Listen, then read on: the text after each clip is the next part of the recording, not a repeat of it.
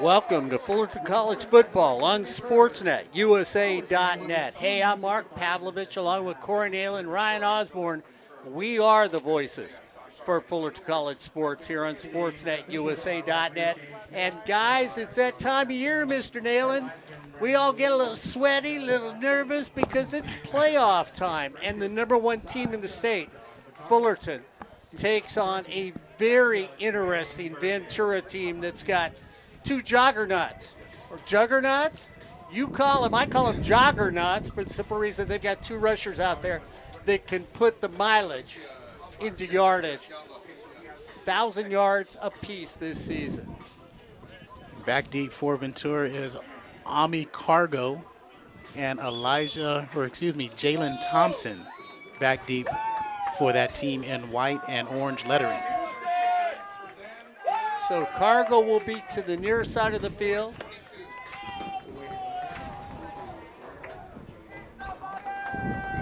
This is a one and done as we look at this playoff series that goes on. Ball blows off. Wind is blowing today, so that will have a factor in the game for both these teams.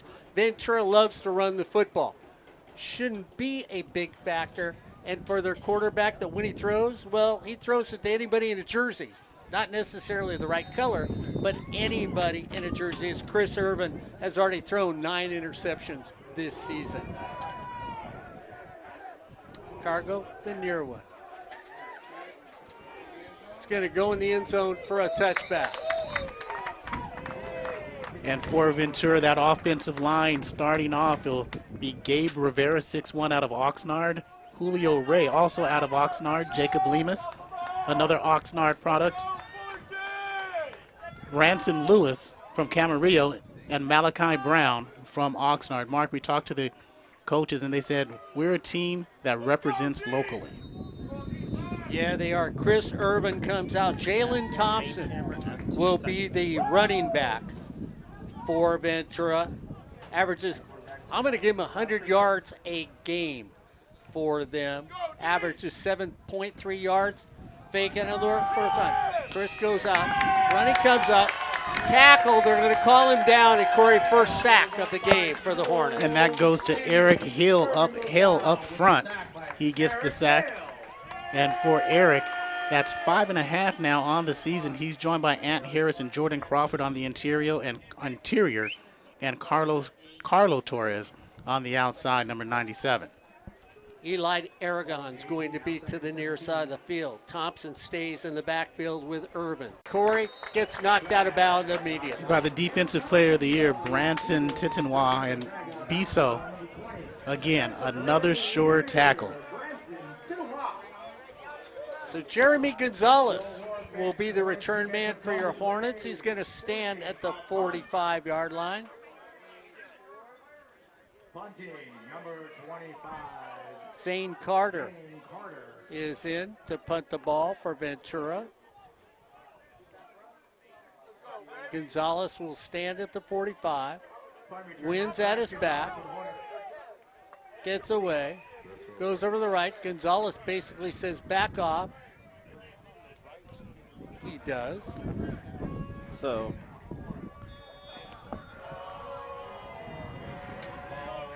it'll be first down and 10 for your Fullerton College Hornets here quickly in the first quarter. Corey Neyland along with Ryan Osborn down on the deep side of the field. They're going to mark the ball right at the 44-yard line. Possession for your Fullerton Hornets at the 44-yard. Brandon Nunez comes out at quarterback. First down and 10 for the Hornets. At the 44, Nunez with an empty backfield. Goes back. Quick little throw at the 50. Nice little catch taken right there. So Stewart comes up with the first catch of the day for the Hornets. Stewart now flips to this side of the field. Mark, you and I have talked all season about Brandon Nunez and getting himself into a rhythm.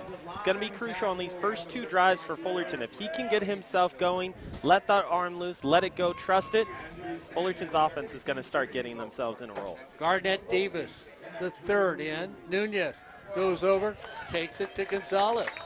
Picks it up. Nice little pitch and catch to Jeremy Gonzalez. They move the chains again. Hurry up offense, something we haven't seen a lot of this season. And this is a rhythm first drive, it seems like. Like Ryan said, get them in rhythm. Nick Siatanuu is the center. Left guard is Malosi Siatanuu. The left tackle is Andrew Sanders is second. First down and 10.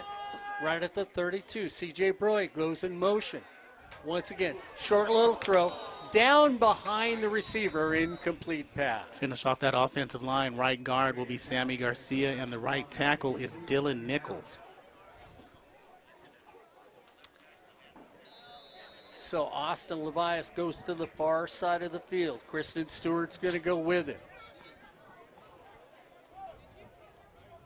Leland Smith in the game. A little surprising this stage. Nunez looks things over. Garnett Davis, the third running back. They go over into the slot. Gives it to Tate. Tate goes up the field. Gets a gain about 8 on the play. So Jordan Tate should get a gain of 8 on that pass. Nunez looking smooth, Ryan Osborn, like you said, to start off this game. And that's the thing. When he trusts his arm, it's a beautiful thing to watch. You'll see him go either side of the field. He's comfortable with it. It's in rhythm, 1-2 steps, and he lets that ball fly. He's able to get it out of his hand as quickly as possible and into tight pockets if he can get himself rolling. Third down and 3. Once again, throw it. Go up. Jordan Tate goes up and gets it. First down for the Hornets. So Tate goes up again. You look at Tate this season, 287 yards for the season, 36 yards a game. Both you guys said Jordan Tate, C.J. Broy need to go up big. Next pass play, incomplete. Yeah, and Jordan Tate is the guy who needs to step up next, and they have a whole team of guys who steps up next, as we'll get into that defense for Ventura in just a moment. But again, they're quickly driving, and they need that rhythm to start off this ball game. Ty Dillon goes now to the far side of the field. Along with Dillon is going to go Kristen Stewart. Second down and 10.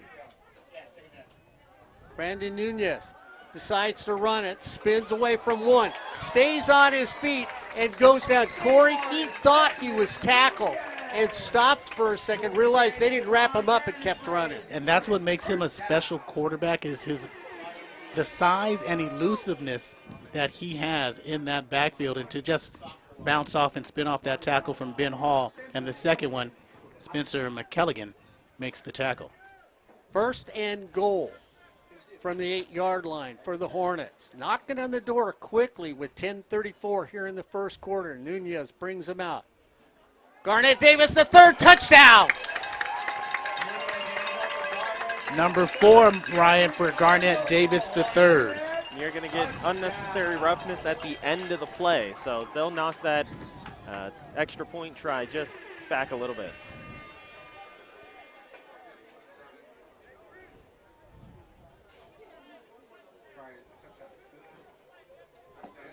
Personal foul against the Hornet after the touchdown. Ryan, you said there was a little extracurricular activity going on by the team.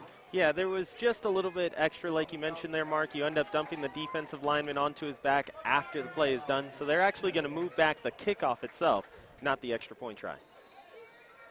Faubert comes in. Ball will be spotted at the 10. Wind is blowing today. Kick is up. And the kick is good. With 10:27 to go here in the first quarter, it's the Hornets 7. Ventura 0 here on Sportsnet, USA.net. Of course, Forbear's sister is playing in a playoff game today over at Cypress College. That soccer game also will be on Sportsnet, USA.net. Noah Alvarez calling the action. Of course, the voice of Cypress College women's soccer. Wait a minute, where's he at? Oh, he's here at Fullerton College today on Sportsnet, USA.net. Corey, Garnett Davis got through that hole quickly, and when he gets the room, he can fly. Yeah, and the offensive line did an outstanding job on that drive. They came out, set that tone, and back deep is going to be Cargo and Thompson. Cargo near side, and Thompson is going to be the far side. So they marked off the roughing penalty on the kickoff. The Hornets are going to kick from the 20. Ventura should end up with very good field position. Crowd is filing in once again, a really nice turnout here at Scherbeck Field on the campus of Fullerton College. And that's for both teams, Mark. Ventura. They traveled well, didn't they? They always travel well. They had a tailgate going early. They were here before us. Was Rashawn Haylock over there getting free food? Most likely. One of our old partners here on SportsNetUSA.net.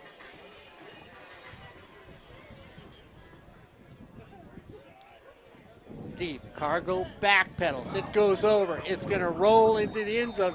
Another touchback, Corey. Low line drive, one of those stinger shots.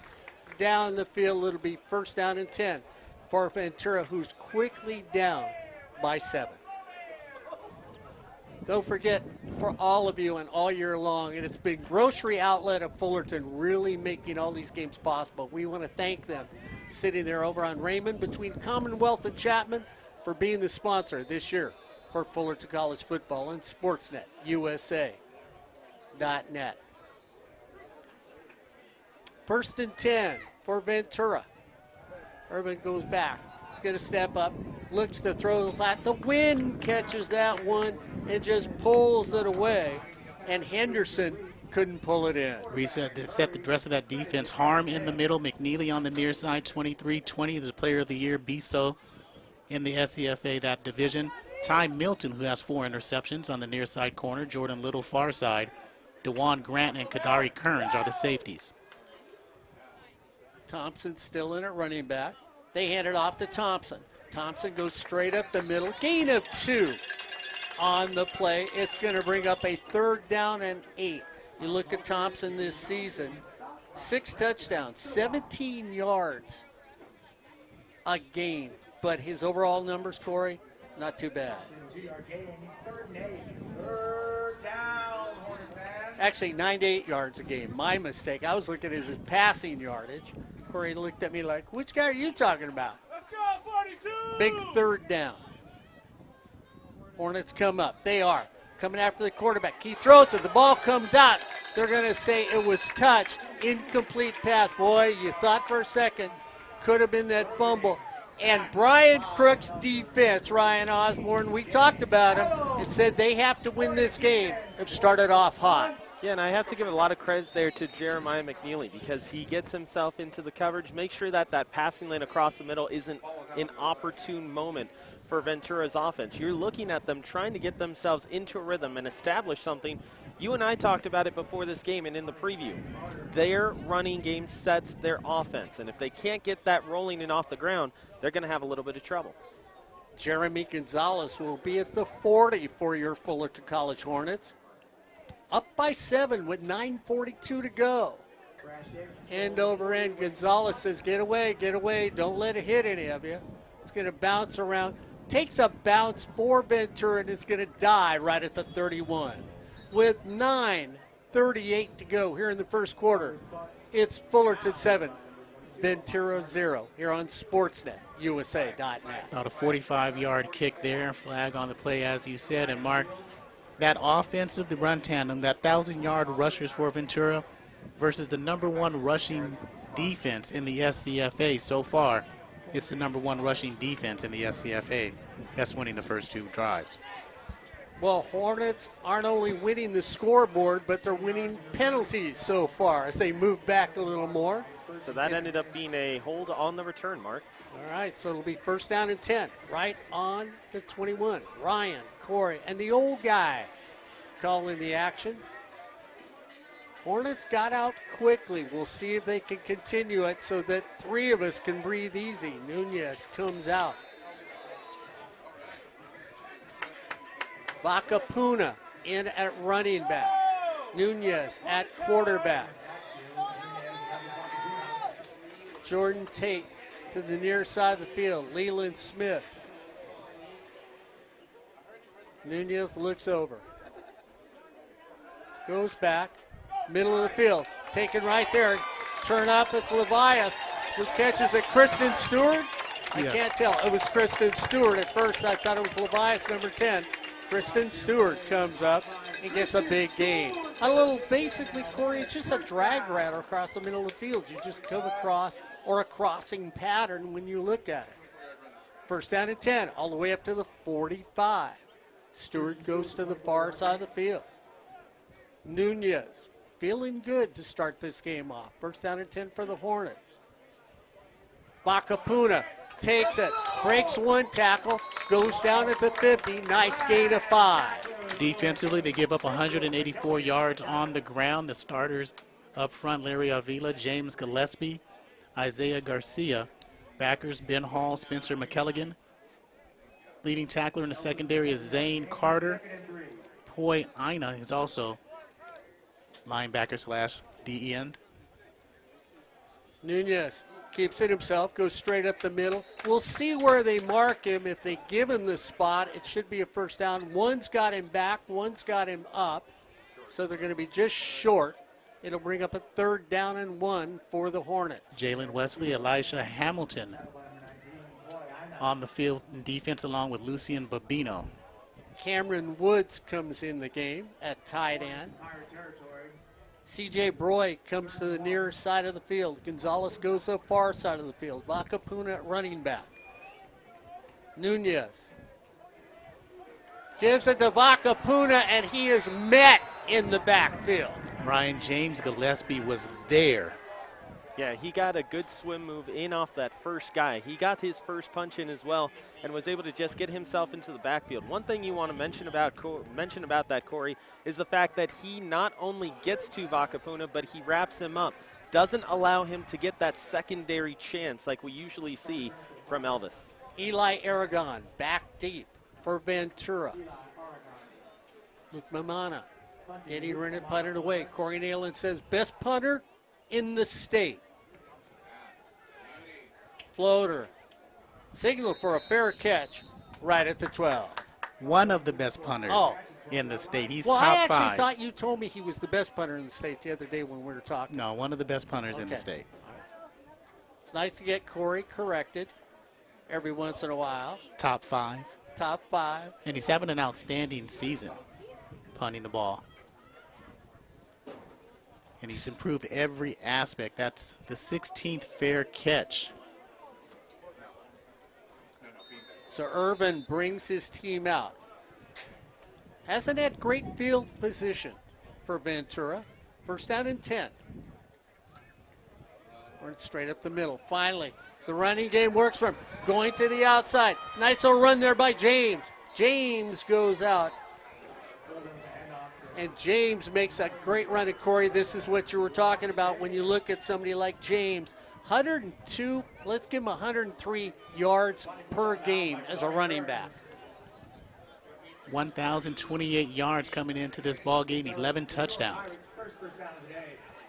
Hand it off to James. He puts a hand down. He doesn't get hit in the backfield, so he gains 3 on the play. Out of Woodbridge, Virginia. At 5'9", 200 pounds, great legs, great leverage. And he saw the speed and burst on that last handoff. 11 touchdowns this season for the young man from Ventura. Second down along 7. Keep feeding him. He turns the corner.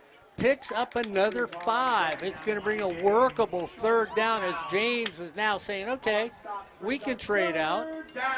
And you see how they're trying to use that run game to slow down Fullerton and that defense. Aragon to the near side of the field. Urban at quarterback. James stays in there at running back. 3rd down and 1. Why not give it to him again? James goes out across the middle. Ball, flag, body. Jordan was there just a tad too early. So they're going to call it pass interference as they try and go it to Matthew Carpentario. And he gets it just a little early. And that is Jordan Little. He's going to get called.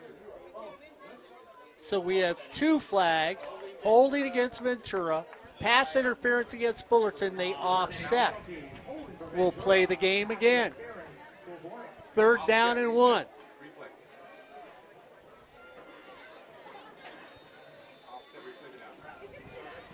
Down user play, 3rd and 2. 3rd down. They stack, they double their running backs. Fullerton comes up. They run the option. They tried to run the option, and Urban looked one direction, then came back the other direction, trying to get it to Levante James, and he couldn't get it rid of it. Because Ryan Alamo read the play correctly. If he pitches the ball, Ryan Alamo, the defensive end, catches and goes the other way 40 yards for a touchdown, allows Branson to get in there and get the sack. So defense again for Brian Crooks. Steps up. Jeremy Gonzalez will stand on the 25. They try to block it. Gonzalez runs over, looks for it, says get away from it, and it takes the bounce in favor of Ventura. Roll, baby, roll is what they want, and they get it to die right at the 8. With 5 minutes left on the clock here in the first quarter, it's Fullerton 7, Ventura 0, here on Sportsnet, USA.net. 50-plus yards on that kick, Ryan. And we always have a plethora of listeners and watchers from around the country. I always want to thank them for joining in. Today we got guys at a watching party, Ryan, out of Houston.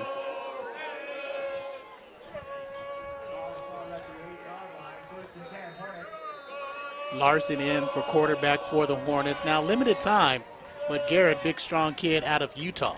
So Larson comes in, flips it over the middle, turn the corner. Jordan Tate catches another one, stays on his feet. Jordan steps across the 20, out to the 27. And that's a great pass to get Garrett Larson involved in this ball game early. But again, that listening party out of Houston, Andrew Cameron's the coach for North Shore High School.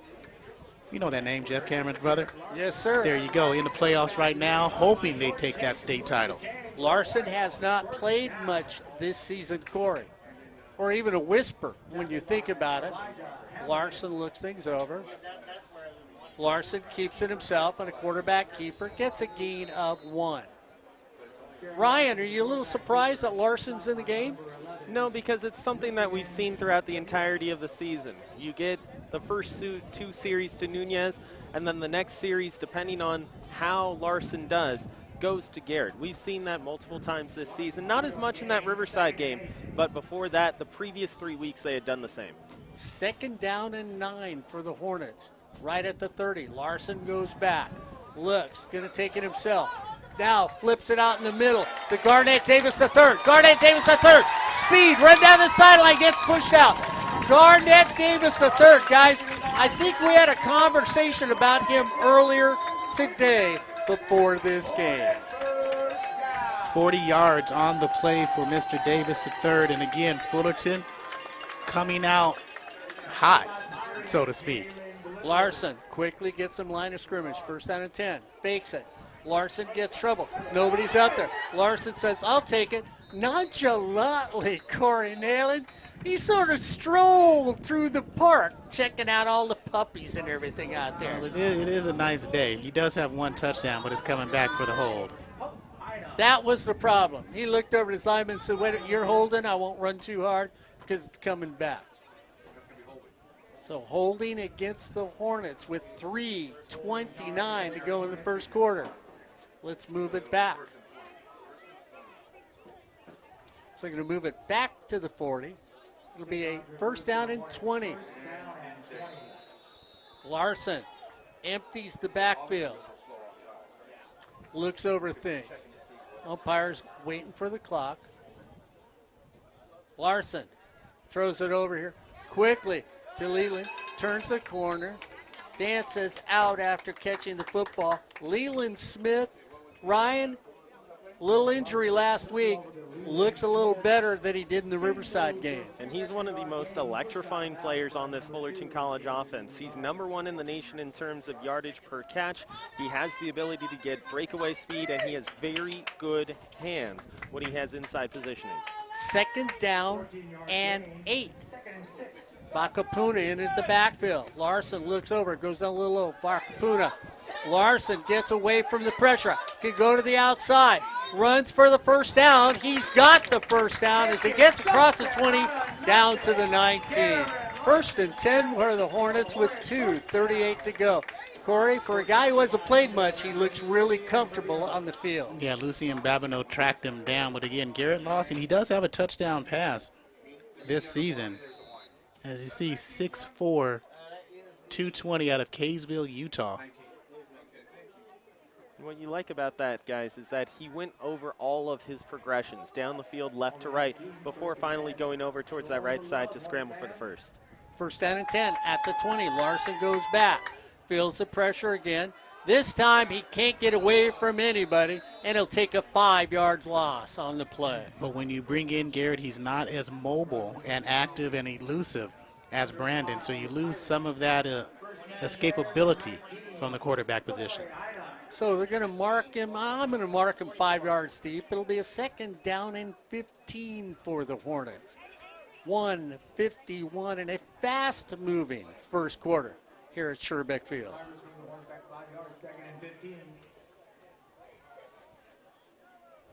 Larson goes back, has time, across the middle of the field, back, ball comes out. They called him down, though, before the ball dribbles out. So Cameron Woods' first touch, another all-conference performer. So it stays with the Hornets. And you guys might think it's two-down territory here. I do. As there's a conversation been going on, I know Ryan was party to that everything over the middle is open. You throw something over, you pick up another 10, 12 yards, making a fourth down and manageable. And with the wind blowing, it'll be dicey for a field goal. Larson, third down at 17.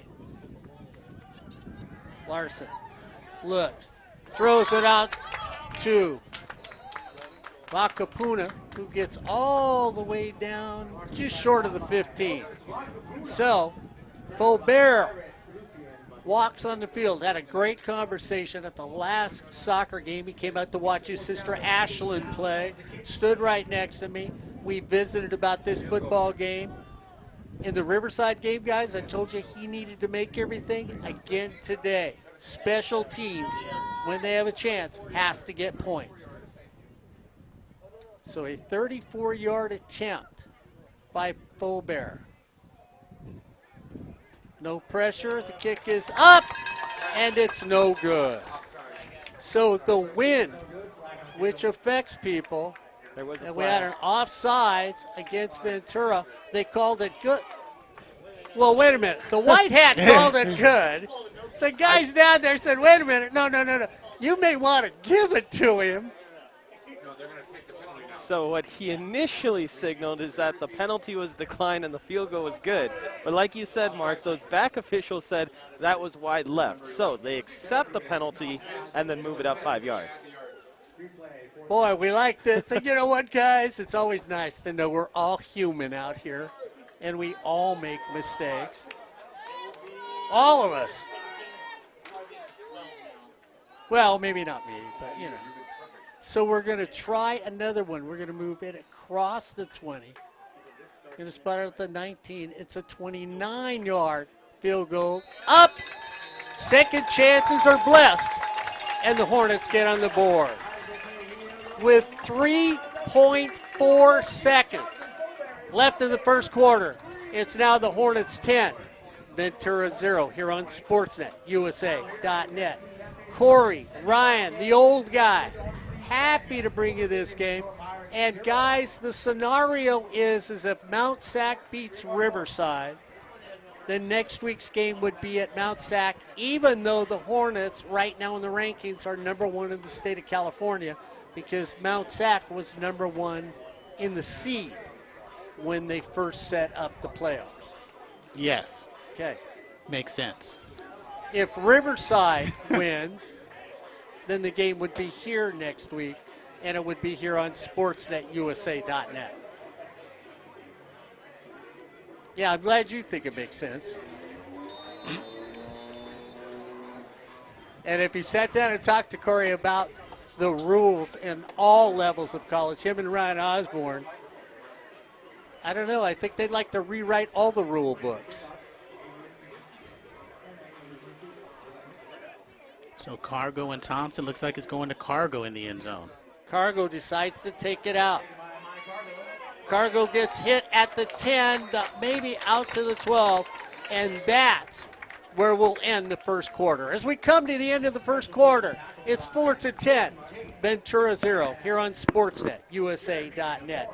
You know, this is where you take your break. You hop in your car, you head to Grocery Outlet right there on Raymond. That's right, the bargain market, and say, hey, give me some stuff. I'm watching Fullerton College football on Sportsnet, USA.net. Just load me up, get in the car. To Isabel, Jenna, thank you very much for being the sponsors this year on Sportsnet, USA.net. Grocery Outlet of Fullerton, right there on Raymond between Commonwealth and Chapman, here on Sportsnet, USA.net. Good first quarter for the Hornets. That's the first quarter they needed, because you get here and you look at Ventura, they're hyped up. They say you haven't seen anything yet. They were down against College of the Canyons. The coaches said they came out flat. So this week they come out against Fullerton, and you expected Fullerton after 2 weeks to really come out flat and see, because they've had not a rough time starting, but they were notoriously slow starters in some games. Thompson in at running back, Urban at quarterback. First down and 10. Urban throws it over. Pitch, catch of 2 on the play when you think about it. Caught there by Albury. So Albury comes over to the near side of the field now. See if they pick up their passing game, Mr. Neyland. They're going to make it a catch of 4 on the play. Urban looks back. Thompson's still in the backfield. They go back over here, come to the near side of the field. Missed tackling, Corey. You can't miss tackles against that. And Woodworth moves it up all the way to the 30 on the catch for Ventura. Taden Smith and new safety along with Antoine Johnson, who did miss that tackle. First down and 10. In and off to Thompson. Thompson takes it off the right side. Gain of 7 on the play. Hornet. Sorry, go ahead, Mark. Oh, I was going to say Jalen Thompson getting involved. Hornets also have new corners. Near side is Jamari Griffin. Far side is Quentin Ashford. Albury comes in the slot to the near side of the field. Thompson goes in motion. Thompson goes out in the flat. Gets a block. Turns the corner. Gets knocked out after the 40. First down. Move the chains for Ventura. And you see the quick hitters that are actually helping them. It's when they try to go deep that allows that front four, Michael Small and Jordan Crawford now on the interior for the Hornets to get in the backfield. Albury goes to the far side of the field. Thompson steps up out here on the right. They go back, come back, and a miss on a nice play that would have worked, Corey. They were going to go to the right. They looked to go to Aragon coming back. You say no, it's not going to work at all. That wasn't going to work. Okay. So Aragon stays to the far side of the field. Washington comes to the near side of the field. James now in at running back. Second down and 10 at the 40 for Ventura. James goes out. Pump fake, cross the middle of the field. Right there on the money. And that was a beautiful throw, Corey Neyland, to Drew Lopez, who goes down and gets it.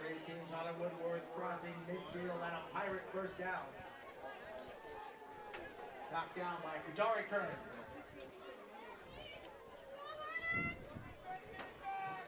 Urban comes out, first down and 10. Pirates are moving straight up the middle. Gain of 3 on the play and a nice little tough run by James. The other thing, too, Mark, that you got to give a lot of credit to that running back core for Ventura is that they protect the ball well. Not only do they get rushing yards, do they get secondary rushing yards after the initial contact, but they make sure that they protect the football, and it keeps it with Ventura. Washington and Lopez come to the near side of the field. Urban goes back, throws it out to the flat to one of his leading receivers and running back, and James just hustles his way down to the 20. And a miscommunication between Jeremy Naborn and Biso. Again, both went to the middle of the field to pick up the guy out of the backfield, and that was James, or excuse me, the tight end. But they go to the outside, and it was wide open. First down and 10.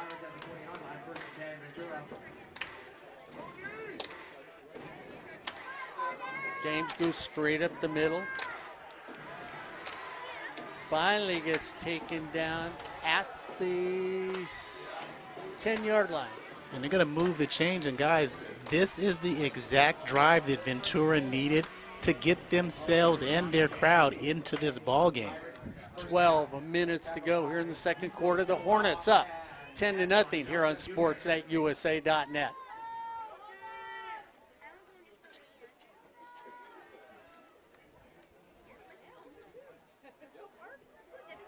Hand it off on a quick little thing to Thompson. Thompson gets a gain of, I'm going to see where they're going to mark him down at. I'm going to say the gain of 4 on the play.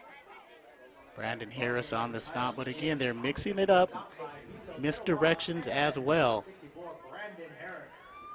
Jalen Thompson stays in the backfield. Urban at quarterback. They hand it off to Thompson again. Goes to the right corner. Spins back. And he's going to get at least a yard, Corey, for spinning back into the middle. Well, I think that extra yard, thankful to Eric Hill, because he power drived him into that extra yard. Good, strong pickup. But assignment football on the outside by Carlo Torres. Excuse me, that's Ryan Alamo to turn him back in. Sorry, Mark. Washington here to the far side of the field. Urban looks over. Big third down. Hornets start to, Urban goes back, fakes it, has it, hands it off, and a beautiful play there, Corey, where he looked like he was going to pass, hands it off to the running back, goes off right tackle, and they take it down to the 1. And this is what you get when you have a well-coached team. Coach Mushagian Moose has his team always ready. 4th down from the 1.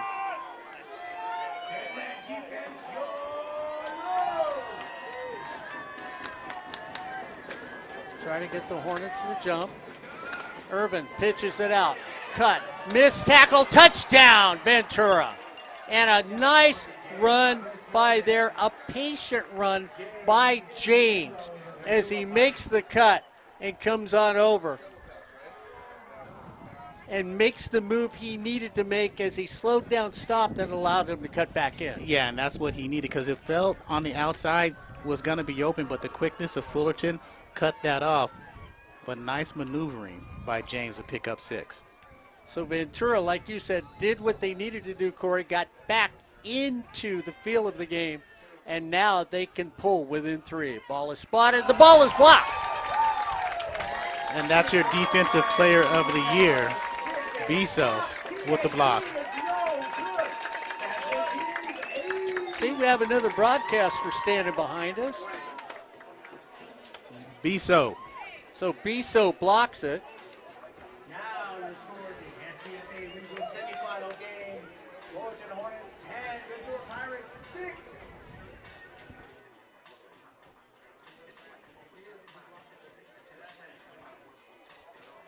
Is that who blocks it? And blocking the PAT is number 20, Branson Tinawa. That's his 2nd block of the season, if I'm not mistaken, Ryan. Should be his 3rd. I was mistaken. He had the one against Canyons, and then, if I'm not mistaken, he had the one against East LA. You are correct. I missed the one against Canyons. Kristen Stewart and Gonzalez back deep for the Hornets. The block hurts, but not much because they moved the ball and got points. Yeah, you're sad that you didn't get the block, but you know, okay, we can move the ball against this team. Yeah, we can run against them. So sun's coming up for Ventura. See how the Hornets respond. Stewart takes it. Going to go up the middle, stays on his feet. It's a foot race. Kristen stays across the 50, down. Goes in motion, gets the ball, stays up there. Won't go down. They fight, trying to get away. Ball comes out, but he got it back. Gain of 2 with a lot of hoopla going on right there. He was trying to make a huge play as he comes up limping.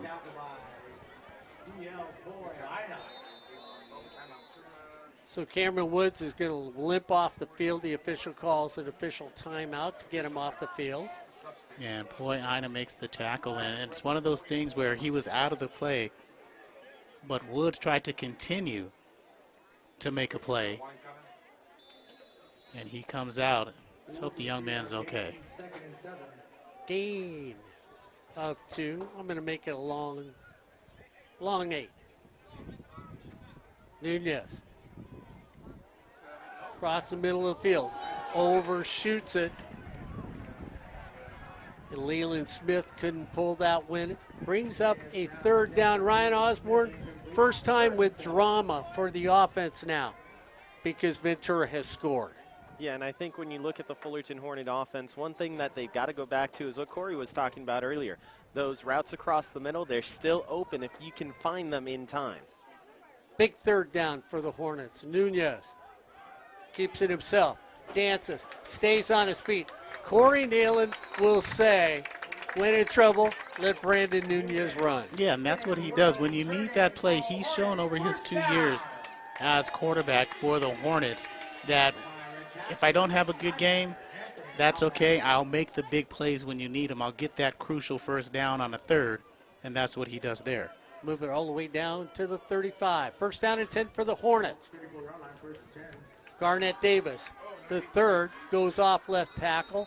Gets maybe a yard on the play. James Gillespie there, nowhere to go for Garnett Davis. And Mark Corey, in addition to that 14-0 American River lead, we go over to the other game up in Northern California, Modesto and San Mateo. About 5 minutes into the 2nd quarter, San Mateo 14, Modesto 0. Now, maybe only half of the scoreboard's working at both games. They go back. Garnett coming out of the backfield, stays on his feet, doesn't go down. 1st down. Corey, the young man, is having the game we thought he needed to have, and he is having it for the Hornets. yeah, and he was trying to run behind Sammy Garcia. Sammy was just a little bit late on the pickup of the defensive back, but Garnett said, that's okay. I'm a juke to pick up the 1st. Garnett Davis comes off the field because he loses his shoes, so Vakapuna goes in for him. 1st down and 10 at the 24 for the Hornets. 7:43 to go here in the 2nd quarter. It's Fullerton 10, Ventura 6 here on Sportsnet, USA.net. Vakapuna says, you know what, Garnett? I'll take it and run up the middle, get a gain of a good 3 for you, all the way to the 20. I like the way he finished the run against Ben Hall, the linebacker. Instead of trying to juke him, he launched himself in the air. Nunez across the middle and throws it, intercepted right at the 10-yard line. And there's Ben Hall, and it looked like it was tipped, Ryan, or he just short-armed it because he thought he had Christian Stewart open, and when he saw Ben Hall drop back, he tried to pull it back, or it was tipped. Either way, it's a big pick, the 11th of the season for the Pirates. I think it's the former of what you're talking about there, Corey. He saw 2 different routes converge that were about to be open, but the moment that Hall takes a step back, as he's going through his throw, it starts to, we'll say, impact his entire delivery. So it just pops out kind of like a short arm and flutters into the arms of Ben Hall. Albury in the slot, the near side. Straight up the middle. It's a foot race now, Corey Neyland. And this is what these young duos do as Thompson just keeps on running. Flag at the end of the run on the far side of the field. So let's see if the 37-yard run stands. That might be a hold on the far side. One of the wide receivers got into the 2nd level. And as Milton tried to get his way over to make the tackle, he got his jersey tugged. Eli Aragon, I think it was. Nice call, Ryan Osborn, because that's what they're signaling. But again, still a great run because it gets them out of a precarious situation to the 35-yard line. So instead of 37 yards, you get 27 yards or 25 yards and a big 1st down, and their offense is grooving. Washington comes now to the near side of the field. And yeah, the running backs are now doing what they need to do. James now in the game at running back. They've both been hot. Urban looks things over. Hands it off to James. This time James doesn't want to get let go. but gets a gain of good 4. And James came in with 1,000 yards rushing. Thompson, after that last run, now has 1,000 yards rushing. Washington stays to this side of the field. Albury goes to the far side of the field.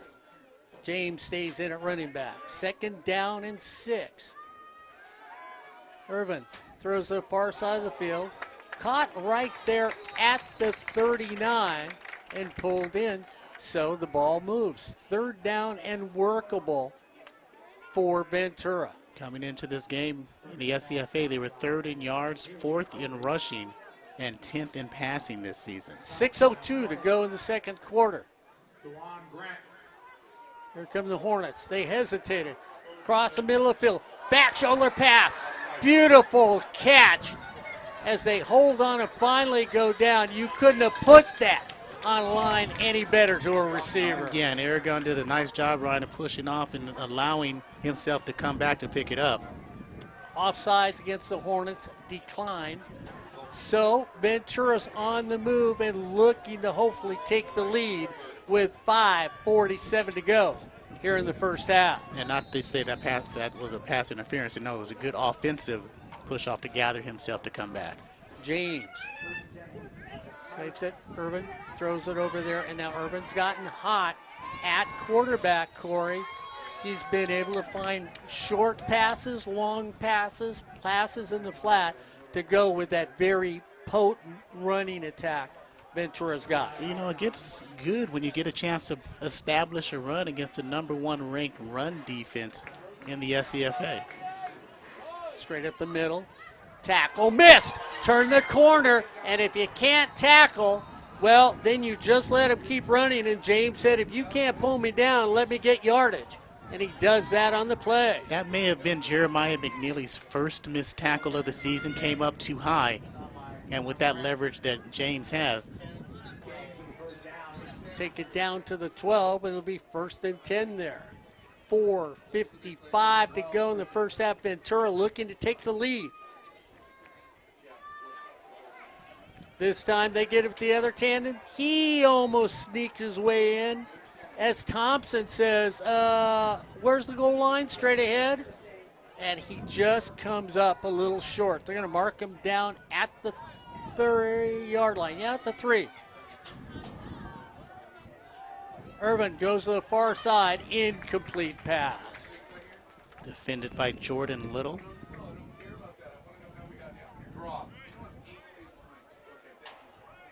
So Irvin in at quarterback. Thompson in at running back. Washington to the near side of the field. Caleb Albury in the slot next to him.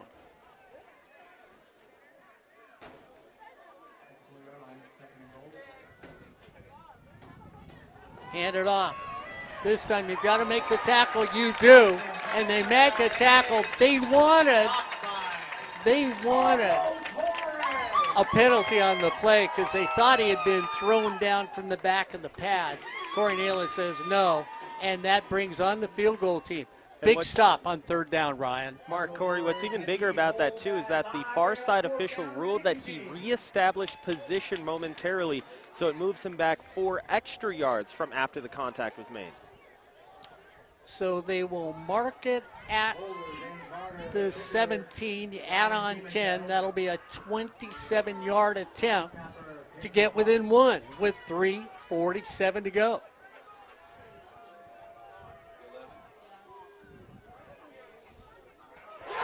Ball is blocked. Corey Neyland, that's 2. 2 for Branson. And 2 blocks for Fullerton, 2 blocks for Branson. He's the most dynamic defensive player that we have seen this year. And the consensus was he got the Defensive Player of the Year. Our vote actually went to Jeremiah McNeely, but Branson is well deserving as well because it became those 2 were the top 2 choices. And they made the right choice, and he's the most dynamic player. Ryan, when you think about the 2 special team plays, and we talk about special teams all the time, special teams have done what they've had to do in this first half. Hornet offense takes the field in the backfield. Brandon Nunez and Ryan Davis third. How long was the year since that field goal? From the 17, 27-yard. So Brandon 27-yard attempt. Nunez goes out. Stewart has wrapped around the head, gets taken down at the 20. So Nunez in at quarterback. Zane Carter initially there. Ben Hall cleans it up. Gain of 8 on the play. 2nd down and 2 for the Hornets. Nunez keeps it himself. Takes it straight up the middle. Gets across the 25 to the 26. That should move the chains. First down for the Hornets. 3:06 to go here in the second quarter in an exciting community college football game here on Sportsnet, USA.net. Winner moves on. Loser starts studying for finals. Nunez goes back once again, throws another pick. And this one is a touchdown. The team's leading tackler, Zane Carter, makes that interception. His 2nd of the season, his first return for a touchdown. And we got a text how the tides have turned. Oh, yeah, it's completely a tsunami right now, and the Pirates are riding that wave to their first lead of the ball game. So Nunez has a hiccup, and Ventura has an answer with baking soda and an interception and gets points on the board. His 8th interception this season for Brandon, and Stewart was not open at all. So Ventura will go for 2.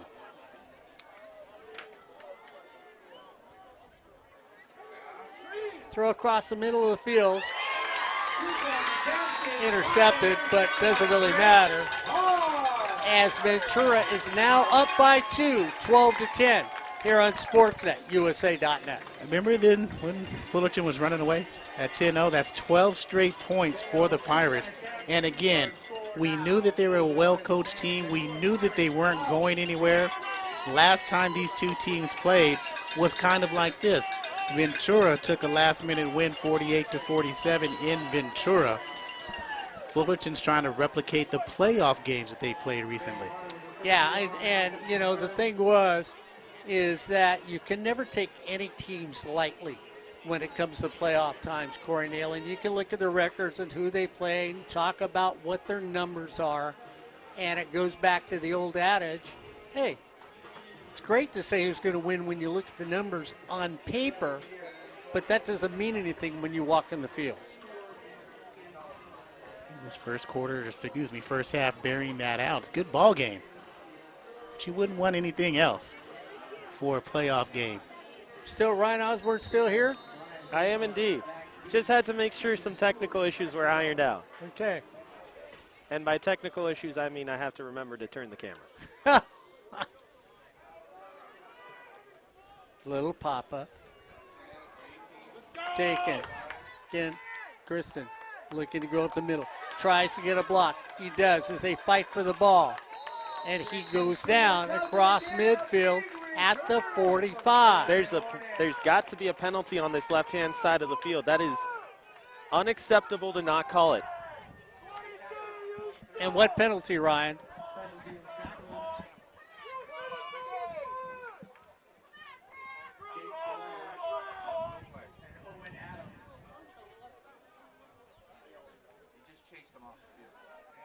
So Ryan said there was a player that threw and for Ventura that threw a punch. No flag was called. So we have an injured player that's coming off. Caleb Albury getting taken off the field. 2:36. First down and 10 for the Hornets, right at the 47-yard line. Brandon Nunez comes back in. Michael Vacapuna at running back. First and 10 Hornets. First down and 10. for the Hornets. Trailing for the first time in the game today. Here in the first half, 2:36 to go. Nunez goes back, has time to throw. Throws it out here into the flat. Gain of 6 on the play. Goes to C.J. Broy. Broy catches it right at the 48-yard line. Looks things over. Handed off to Vakapuna. Vakapuna goes up the middle. Vakapuna chugs. He's going to be just short. It's going to, well, no. They're moving. They're going to put it down. So to the left of me, they say it's short of a half a yard. It's going to be 3rd down and 1. So we'll see what happens here. Ventura comes down. Nunez flips it over again. C.J. Broy steps out of bounds at the 40. First down for the Hornets. First down.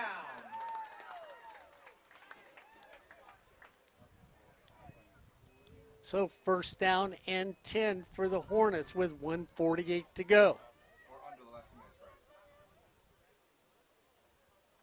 Leland Smith goes to the far side of the field.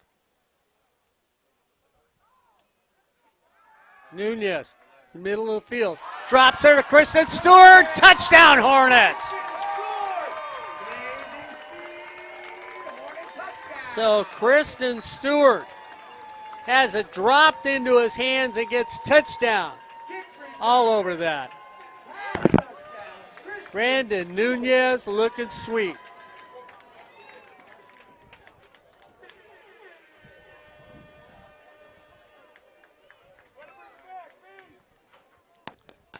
So the Hornets answer that one on a quick return. Faubert comes in, ball's at the 10, the kick is up, and the kick is good. With 1:48 to go. Well, that was a quick answer. And the Hornets take the lead, 17-12, here on Sportsnet, USA.net. So Brandon Nunez does not let 2 little hiccups bother him. Couple interceptions, put him back out there and said, hey, baby, go out and pick up some bread and we'll have a sandwich, and that's exactly what they did. They went to discount markets, grocery outlets, right down there on Raymond. He got in there very quick, got his stuff, brought it back here. We have a buffet for everybody, well, at least for one, as Stewart comes in and gets the go-ahead touchdown with 1:40 to go. It's the Hornets 17, the Pirates 12, here on Sportsnet, USA.net. If you love exciting sports, you ought to try community sports. Community college sports, the most exciting sports around, be it soccer, volleyball, 2 playoff series that are going on right now, football here for the SCFA, all the exciting sports here on Sportsnet, USA.net. Ryan Osborn, Corey Neyland. Well, Corey, Brandon Nunez came back quickly and didn't let the interceptions bother him and went to Kristen Stewart, who you said would have a big game today. And he refused a little pooch punt in the middle of the field. Is it going to drop? It does drop right at the 38. Just a little short from getting there quick enough. And Tyler Woodworth did a nice job of corralling it because he was running full speed, sliding at the same time. And it makes an outstanding catch. But again, this game is fun, is interesting. I don't think many people thought it was going to be this interesting. Well, we're glad it is. Ventura always comes to play, and let's see what they can do in the last 140. James comes back in. Washington to the near side of the field. Chris Irvin having a good game at quarterback today for the Pirates. Handed off to a running back that can bounce off of people and not get tackled. Ball comes out. That should be Kearns. He gets up to the tackle and rips it out of the hands before the guy gets to the ground. They're going to roll him down first. And the whistle blew. Kearns had it, but they're going to say after the whistle, so 2nd down and 8. So no fumble called on the play.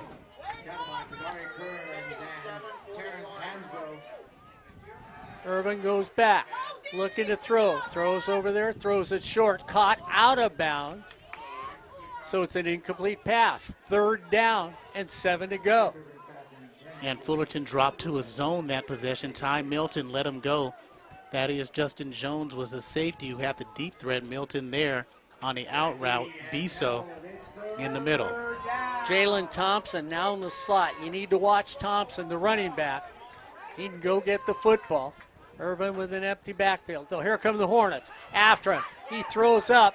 Almost picked. And I tell you what, the receiver. They're going to call pass interference mark on Kadari Kearns against Jalen Thompson.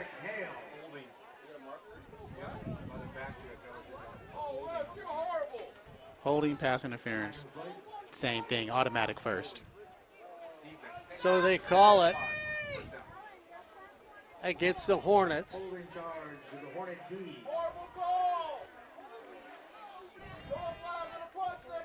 Ball moved to the 49-yard line. So they move it to the 49. 1st down and 10, 1:02 to go. So looked like good defense. Flag was called. Ventura keeps possession.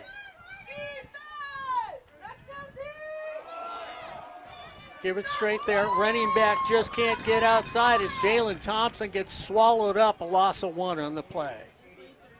Yeah, Ryan Alamo was in there. Jeremy Naborn. Chris Irvin looks at 2nd down and 11 at midfield for the Pirates. Irvin goes back. They throw it out in the flat. Tackled after a gain of 2 on a nice shoestring tackle as Jalen Thompson goes down and walks off the field. Timeout, Ventura, with 35.6 seconds to go here in the first half. It's the Hornets 17, the Pirates 12 on Sportsnet, USA.net. Ty Milton was there to torpedo in and bring down Thompson. Thompson is the 2nd leading receiver on the Ventura Pirate team with 28 receptions. He's one of those guys out of the backfield, has done a lot of damage to opposing defenses. Well, when you and Ryan Osborn were shifting places, Ryan was not happy when he came in here because he said a Pirate threw a punch on that punt play right in front of the official. Should have had a flag, didn't get it. And so far, if we go with the yellow hanky game, well, that's at least one place the Hornets are winning at. Big 3rd down. 3rd down and 8, right at the 48 for the Pirates. Irvin looks things over. Irvin goes back. 2 come up after that one. Corey Neyland brings up a 4th down. And so the Pirates are going to stay on the field with 32 seconds to go. Would you do that on 4th down? Yeah, stay on the field, quick kick. Either way, it's going to be kicking away. So they decide to actually just punt it away. So they'll stay within 5 with 32.1 to go. And Zane Carter, their starting safety, leading tackler, is also the punter. Averages 37 yards per kick. His long this year has been 49. Looking for a big one, number 12, Crash Gonzalez, a big return. So here they come, up the middle, almost blocked at a high end over end, caught for a fair catch right at the 10. With 25.3 seconds to go, it's the Hornets 17, the Pirates 12, here on Sportsnet, USA.net. 35, Ali Louis Charles almost had that. So it'll be 1st down and 10. At the 10, Brandon Nunez comes in. Michael Vacapuna walks with him. And this should be one running play, and then we should go to the half. The Hornets should be content. Now, I know if Ryan Osborn or Corey Neyland was calling the play, they wouldn't be doing this, but that's what the Hornets are going to do as they take a knee. And that's going to take us to the end of the first half. As we come to the end of the first half, it's the Hornets 17, the Pirates 12, here on Sportsnet, USA.net. Greg Scholes, president of Fullerton College. Ryan Osborn's going to come over and visit me in just a second. because as you always hear, Ryan will be here at halftime on SportsNetUSA.net.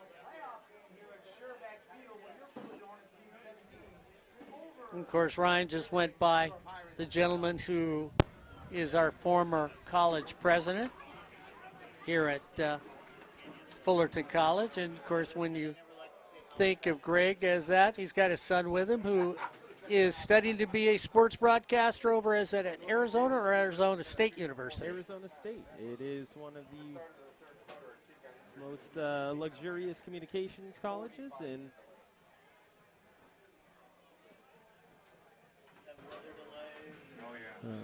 There you go. All right. All right. Ryan, See, I had to make sure that I was on the air real there quick. you go. So where did he go again? He's going to Arizona State. Arizona State is Yes, indeed. where he's going. He's studying sports broadcasting. That's true. Much better than some of us in this booth, but I won't say which one.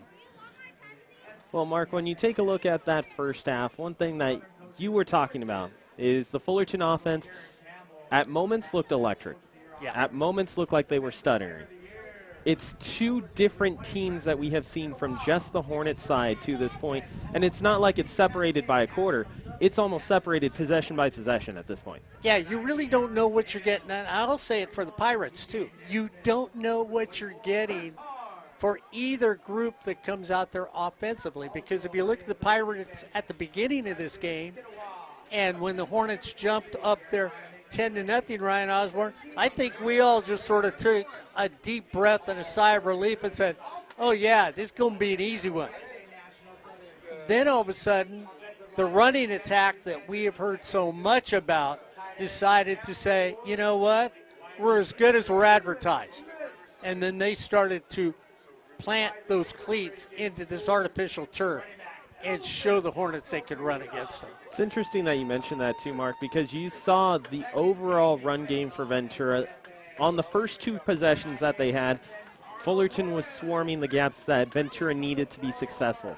Then all of a sudden what you would see from the backfield is you'd see a guy go to his initial spot, his initial gap, and then cut back towards the opposite side. Wait for the Hornets to overcommit to one side and then take off down the other way. And if Fullerton couldn't wrap up, now you're seeing 7, 8, 12, 15 yards. And especially on those two that ended up going for more than 30 apiece, two different times where they had the guy initially at the line of scrimmage. They either overcommitted or didn't make the tackle initially, and it didn't allow for Fullerton to get out of there on a third down. Yeah, and if it wasn't for Brian Crooks' defense, and I know we always call it Brian Crooks' defense, two bad passes by Brandon Nunez allowed Ventura to really, let's be honest, get back in the football game. Because if he doesn't make those two passes where there's picks, then it's a different attitude offensively for Fullerton and Ventura. Yeah, and when you take a look at it, especially going into this half, one thing that Fullerton needs to do going into the second is they need to be able to get themselves on a roll, not just offensively, as we've been talking about for a little while, but just overall on a roll from sideline to sideline. As we get all tangled up, just like the Hornets did for the most part of that first half. I mean, Mark, you look at it, like you said, the defense at times looks fantastic in this one. The offense at times looks fantastic at this one. But the question is, in the third quarter, can they get it all together and get themselves out and ahead? Because, Mark, if you look at it, this is a Ventura team that you were talking about this before the game. Very underrated squad because a lot of people just look at the record. They say 7-3, okay. By record, they can't match up with Fullerton. But when you look at the team individually, stat by stat, player group by player group, this is a Ventura team that is very good and has beaten some of the same opponents that Fullerton has. Yeah, and that's the thing. When you look at it, you go, wow, that's pretty impressive. And if you look at the stats, Ryan, now you've got them in front of you. They've got Lamonte James, with 103 yards already in this game. Yeah, and that's one thing. You look at Lamonte James, he has very simply been electric. I mean, you're averaging 11.4 yards per carry, 11.5 yards per carry, Mark. Every time you give him the football, he's getting a first down. Yeah. That's what that means, is that on average, every time he touches the football, it's a first down. It continues drives. It allows Ventura not only to just stay in this game, but it drives their offense. And you look at that 11.4 average, 47 as the long. He also has the touchdown as well. I mean, if you're running the football that well, do you even need to have a pass game that is sitting at 200 yards? Oh, yeah, I think you do. I think because what it does, the pass game makes the defense, you back up your linebackers. You've got to watch for a back coming out of the backfield. You got to play your linebackers maybe a yard deeper. You can't commit them towards the run, and that helps. It's going to give Irvin the possibility to throw the football. He's 9 for 14 with 81 yards. But, you know, your season average is 102.8. You're at 103 in the first half. You know, and you look at your running partner, and he's only at 35. Then I go over and look, and I add up all the Hornets, and we've got, let's see, that's 40, 54, 58, minus 1, 57 yards. Just for the team alone. 57 on 14 rushing attempts. But, Mark, you have to go back to the 2 Brandon Nunez rushes that went for 17 and 15 yards. You take away those 2, this is a Fullerton offense right now that is getting about 30 yards rushing. And when you look at the rushing attack for Fullerton, they have proven to set up the pass game for the Hornets. If they can get that run game going again, it's going to be lethal in the second half. But here's the other flip side to that, Mark. Yes, the run game only 30 yards without Brandon Nunez, but they're using Garnett Davis III differently than we have seen in the last 5 weeks, something that you've been talking about for a few weeks now. If you can get him into some open space, have him go out on those wheel routes, get him into the flat, just let him use his legs and his agility, you'll be able to get him some yardage without really having to try. Yeah, you really can. And the one thing that they haven't really done that I'll complain about all the time, Cameron Woods, 2. He's got passes. 2 receptions, 2 1 receptions. fumble. Yeah, and the 1 reception was for a half a yard. And so I expect him to be bigger in it. Ryan, here's the thing that we all, and I think all the fans thought differently than you, myself, and Mr. Neyland did walking over here.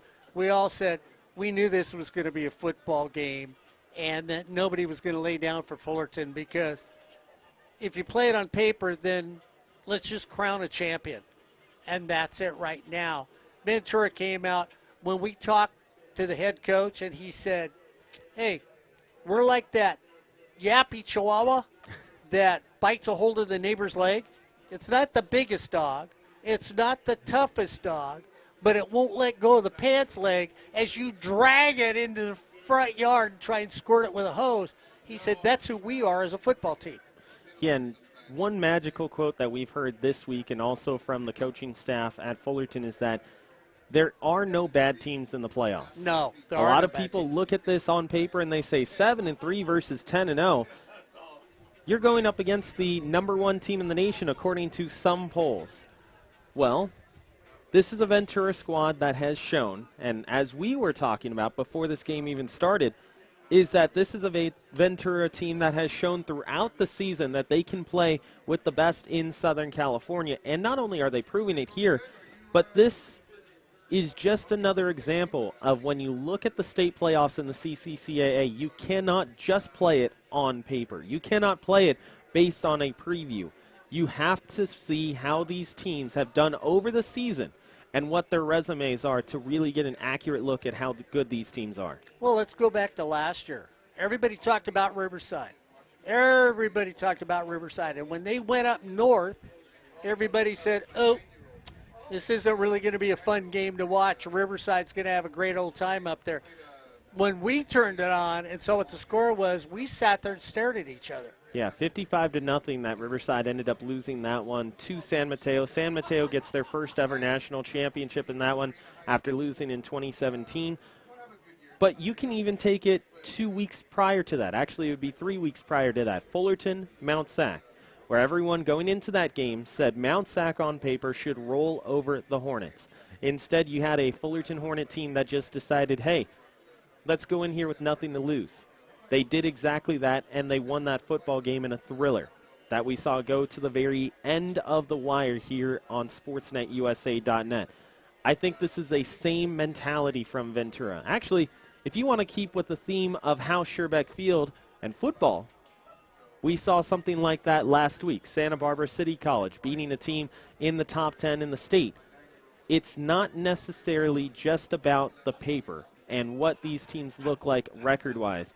It's about how these two teams play and how much they're willing to give to get a good result. Well, Ryan, and I think that's true for all the sports. Let's go across the board. We can go to women's soccer right now. I thought Saddleback and Cypress would probably play for the opportunity to get into the state championship. Saddleback gets beaten at home. That never happens last week. And Fullerton just laid it on Santiago Canyon 4-0. The young ladies at Cypress, I said Fullerton. You did say Fullerton. Cypress, I meant, just came out and played spectacular soccer. Abigail Morales just showed everybody why she could be a D1 player in the game of soccer. And then we'd stick with soccer and talk about the broadcast that KBPK had, where Fullerton College, number 1 in the nation or number 2 in the nation? Number 2 at the time. At the time, we thought that they would win that game because we thought this weekend we'd be doing football here at House Scherbeck Field. Got stunned, surprised, upset. All those work. I think that's how we feel when they lost in their matchup. Yeah, and again, it goes back to that quote. There are no bad teams in the playoffs. Each team has earned their way there. You look at Ventura, a team that had to go through a gauntlet in their own conference, beating a team like Allen Hancock, making sure that they had the tiebreaker going into that final matchup against College of the Canyons. They are conference champions. Let's be real here. A lot of people don't realize the fact that this is a conference championship squad in Ventura that deserves to be here. And they're showing exactly that. And, Mark, if you stay with the state of California and playing games on paper, a lot of people looked at that American River San Francisco game and said it's it's San Francisco's championship to lose this season because they said they have a great starting quarterback. They have a great backup quarterback. They have the best defense in the state. That's all we heard from the media. But right now it's ARC 24, San Francisco 0 at the half. Yeah, and Ryan, like any other games, you're somebody who's an athlete. You play 5 hockey games in one day. I'm not sure how you do that, but you do it. Corey Neyland played sports when he was younger. It's that thing that, not everybody is great on every given day when they play a game. And that's the other thing. You can play on paper a lesser opponent.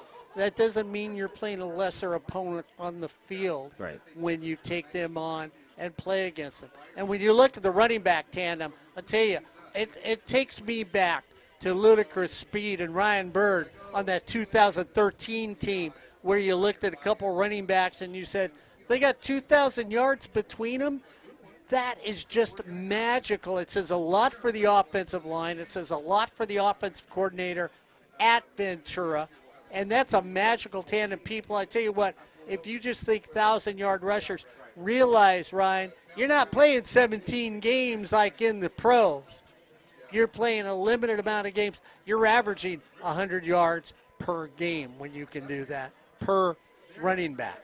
I mean, just going to myself, joining this program and being able to see Fullerton College from 2014 on, I go back to a team like the 2016 team, the title-winning team that had Pop Thomas. It had Philip Butler. It had Gerald Hewlett. You see the similarities on that side for Ventura where you have a guy who's an electric, shifty type person, and then the next guy is more into contact but get yourself into open space. Both of them, if you watch their running styles, it's all about continuing to move your legs. You see their hips churning.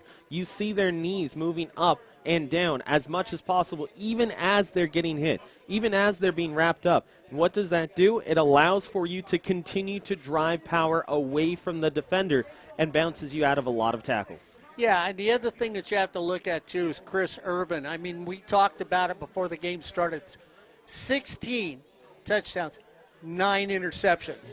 And you've talked about the ball hawks on this team. We did that yesterday on the coaches show about how they'll go out and probably get one or so.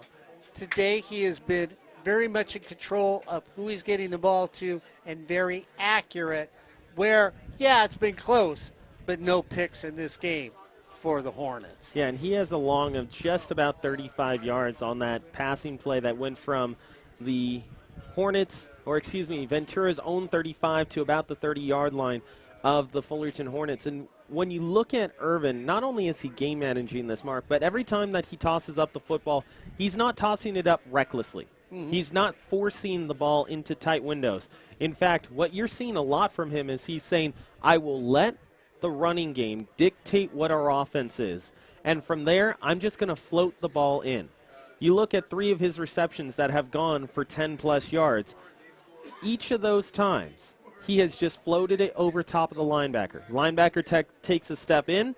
He pops that ball right over top of him and gets it into the hands of the receiver. He's just basically saying, whatever you're willing to give me defensively, I'm going to just pop the ball over top of that and allow my receiver to go up and get it. Yeah, and the thing that you look at right now is, as silly as it sounds, I think the first set of series for both teams will, for us 3, yourself, myself, and Corey Neyland, we'll probably be looking at each other and saying, I know where the game's going.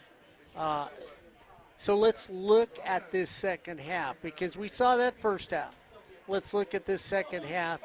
If you're Garrett Campbell, I know you're up by 5, but are you content with what happened in the first half? No, not at all. And especially with the consistency of this team in that first half, I don't think you're thrilled with how that went. I don't think you're really enjoying how things have gone to this point. Not to say that they haven't had their moments where they've looked really good. I mean, look at that opening drive. The offense was good. The play calling was good. The blocking was good. They were into the end zone within six plays. When the Hornets go out and play at their pace, they get themselves into the end zone. When they decide that they're indecisive, because that's a decision in and of itself. It sounds confusing. It sounds like, Ryan, you're just making stuff up. But when the Hornets decide to go up to the line of scrimmage, take the snap, and it's not just Nunez, but also the guys who are running routes, the guys who are blocking as well. If they allow themselves to be indecisive for a split second, you're seeing Ventura's defense be disruptive. You're seeing the pick 6. You're seeing the other ball that goes into the hands of Hall for another interception. The indecisiveness of the Hornets is what will cost them in this one. Honestly, Mark, when I look at this second half, I think it's going to come down to 2 different teams, not offense, not defense. It's going to come down to special teams and how well either of these 2 teams are able to convert. Yeah, and you know, when I look at it, too, I mean, everybody can be really, really content. I see Phil Austin out there. I'd love to go down and talk to Phil right now. Or our very good friend, Brian Crooks, standing over to the right. And Brian has probably talked to his team and said, hey, you played well. But one thing we've seen today that I have not seen all year from Brian Crooks' defense, missed tackles. And when you got 2 running backs that can run the way they run, you cannot. You got to hold somebody up and say, hold him up, because Ryan's coming at full speed. We'll see if he's going to duck or let Ryan level him. Ryan, I have not seen the crispness of tackling from the Hornets defense today. And going back to that Riverside game, that's something that you, Corey, and I mentioned on the air that the Hornets did really well, is because Riverside was top 5 in the state in yards after the catch, yards after contact. How well could the Hornets wrap up the Tigers? And in that Riverside matchup, it felt like Fullerton, when they got contact on someone, there was no secondary opportunity. In this game, you're seeing a lot of missed tackles, not just because of how good those running backs are. You take nothing away from the Ventura running backs. They have been sensational in the second quarter and in that first half. But if you're the Fullerton defense, you cannot afford to get yourself into a position where you're just trying to wrap up by throwing your body at someone. You have to physically wrap up with your arms, chest, and legs and make sure no one has a chance to get out of it. How much are they missing Carl? Very much. I'd say that's the understatement of the century at this current moment, is that they need Carl to be that guy who sets the edge, who is able to be out there athletically. We saw him against Riverside City College, 3.5 sacks unofficially, 4.5 additional tackles for loss, and he also had 2 pass breakups. When you see Carl and just the amount of impact that he has on this defense and getting into the backfield, you've seen Fullerton with 4 different pressures on the quarterback in that first half, none of which resulted in them getting the type of sack they would like. Well, I'm going to let you go to where you're at. Corey Neyland is back. And, yeah, one of the young men, one of the nicest young men that we've met. Now, all the young men on this Fullerton College team, all these student athletes are nice young men. But when we talk about CJ, or like he told us politely, to the smooth-talking Corey Neyland, you know, my family wants you to call me Carl. We found out he wasn't going to be on the defensive line today. We all sort of rolled our eyes. That's not to take anything away from Ventura. They have played a heck of a first half. And if you're a Hornet fan, well, tell you what, don't get giddy. Don't start saying, oops, this, no. Just sit there like the rest of us and hang on tight, Corey Neyland, to the very end, because I got the feeling it's going to be a lot closer than 5 points before this game is over.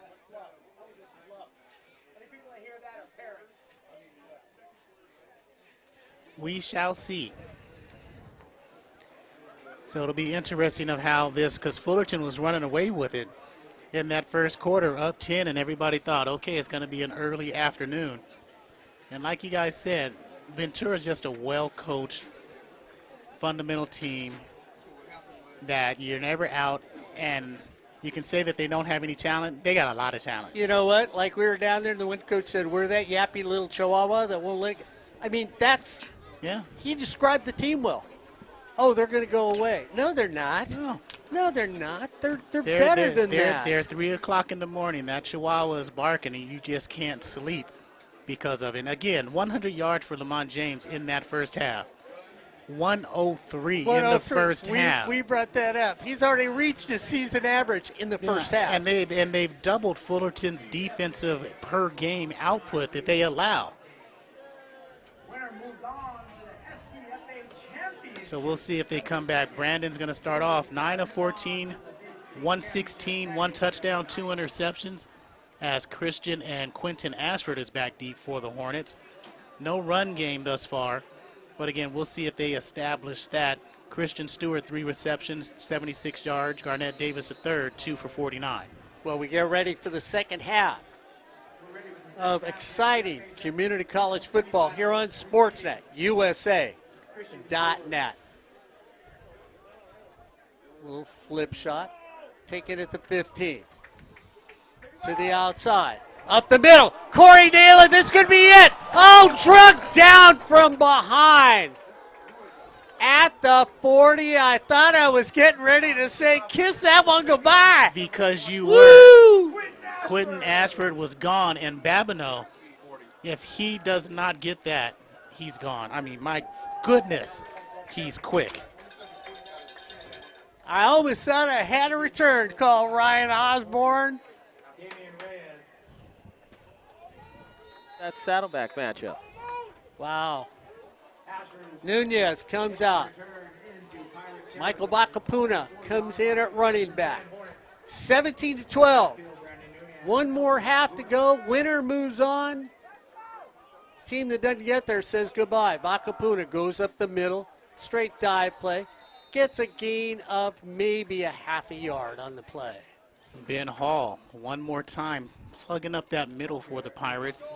He and Poi Aina leading the tacklers in that first half for the Pirates. And it's good to see Cameron Woods jogging off now, but back on the field of play. Gonzalez to the near side of the field. Levias. Stewart in the slot. Bacapuna running back. Nunez at quarterback. 2nd down and 9 for the Hornets. Nunez feels pressure. Gets away from it. Gets finally drugged down in the backfield. Aina was there first. He spun out of that, and then cleaned it up is Isaiah Garcia. And they tried that little hitch route, little shoulder fake, but this time not enough time to throw the ball down the field. So it's going to bring up 3rd down and 17 for the Hornets. So it looked like with the kickoff return, optimistic. They're going backwards. Big 3rd down. Ventura said, yeah, we're here. We're not going away. Nunez rolls out, throws it out, and throws it offline. So the start for the Hornets, shaky at best to start off this second half. I wouldn't call it shaky, porous for that. After the kickoff return, you got to come out and strike. You got to come out and execute, and they just didn't do that. So shaky, now a little bit less than shaky. Let's see how the defense comes out. And Ventura, you know, they feeling it. And back deep, it looks like it's Eli Aragon. So Aragon back deep. Mamana. Nice little one. Soft the side of his foot. Going to take it and roll into the end zone. So Ventura feels good because it was 3 and out for the Hornets. And if you're 3 and out at home, well, then the thing you need to do is get in your car, go down to Grocery Outlet, off of Raymond, right between Chapman and Commonwealth. Walk on in, talk to Isabel or Jenna, say, hey, this is what I need. They'll take you down the aisle. You'll find the best product, the best prices, the best variety you can find. Grocery Outlet, Discount Markets of Fullerton. Thank you, ladies, for making this a special year here on Sportsnet, USA.net. Ventura comes out, trailing by 5. Start of the 3rd quarter. Chris Irvin had a workman's first half. Goes back, throws a screen. Taken out there. James turns the corner. James is still going. Finally gets drugged down at midfield. And that's the play that wasn't there in the first half. They tried to run that exact same screenplay twice in the first half for no gain. This time they pick up 25 yards. So 1st down and 10. Right at the 49. Irvin looks over. So Fullerton can't move. Ventura says we can. Hand it off. Running play straight up the middle. Gain of 3 on the play. And you see a little giddy up, Corey, when you saw Jaden Thompson hit the line. He wasn't going to go backwards.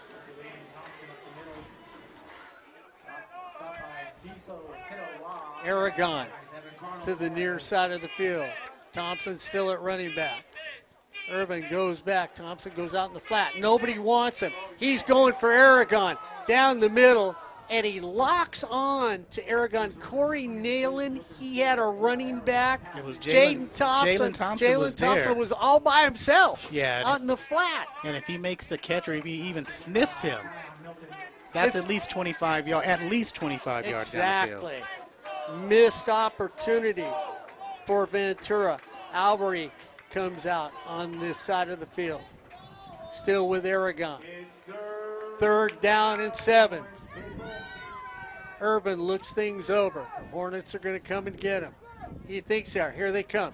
Running play straight up the middle. Nobody makes a tackle on it. Just a beautiful slant and counter with Lamont James. As they blitz, he comes off the gap on the right side and gets a 1st down. Yeah, they sent Jeremiah on the other side, and they go to the left. They come to the right. 1st down and 10. The 38. James goes out in the flat this time. There's nobody there. James stays on his feet, stumbles forward. Another 1st down for Ventura. They are on the move and dissecting Brian Crooks' defense. And again, that quickness that they have is being negated by the straightforwardness of the Pirates. 1st down and 10. Running play, that time down, maybe a gain of a half a yard there by James. They're going to give him a yard. It'll be 2nd down and 9. Ant was in there. Chris Harm, I think he finished up and made the tackle. Biso had 9 tackles in that first half. Irvin looks things over. James stays in the backfield. Irvin has time to throw. Throws over there at the stick. Just make the catch, turn right there, and Corey, it really is a clinic right now And for Ventura. Josh Washington on the catch, because Ventura is satisfied with those underneath routes. He's looking deep. I'll take the underneath to pick up the first. Running play again, straight up the middle, touchdown Ventura. That was textbook dissecting football by the Pirates. That was beautiful. You That drive right there was magnificent. Ryan Osborn, if you were painting a picture, that was painting by the numbers for Ventura. And they're going to go for 2 here, Mark, because they've gotten 2 different kicks blocked. Offense stays on field. We're going for 2. So they come out. Want that 3-point lead if they can get it. Fullerton comes up. Urban throws out in the flat. Thrown there to Aragon. 2 points is in. So it's now 20-17 for the Pirates, and they look like on offense, they didn't look like this 2 weeks ago at College of the Canyons. They weren't that crisp against El Camino, even though they pulled that one out 21-20. They haven't been this crisp since the beginning of the season, and boy, do they look good. So with 10:55 to go here in the third quarter, well, the Hornets couldn't do anything with their first 3 tries. Ventura says, thank you, ma'am. I'll take another. Thank you, one more. Oh, make that a table for 11. And they get on the board and take the lead with 10:55 to go here in the third quarter. Well, Corey, like we all said, everybody sort of looked at Ventura and said, oh, geez, they're 7-3. Yeah, they're conference champ. But the number 1 ranked team in the state of California is now looking up to them with 10:55 to go here in the third quarter.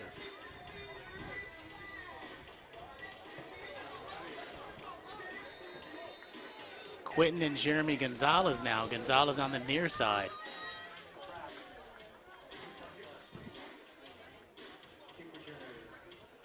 Quentin Ashford and Jeremy Gonzalez.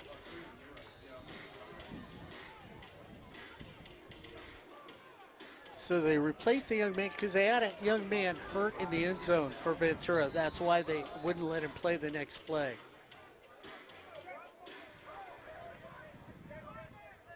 Deep kick taken by Gonzalez. Gonzalez looking to go up the middle. He does. Crosses the 30. He's going to be down at the 35.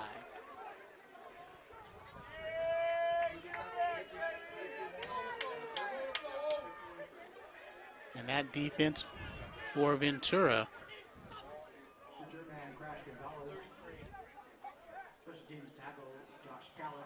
comes back on the field.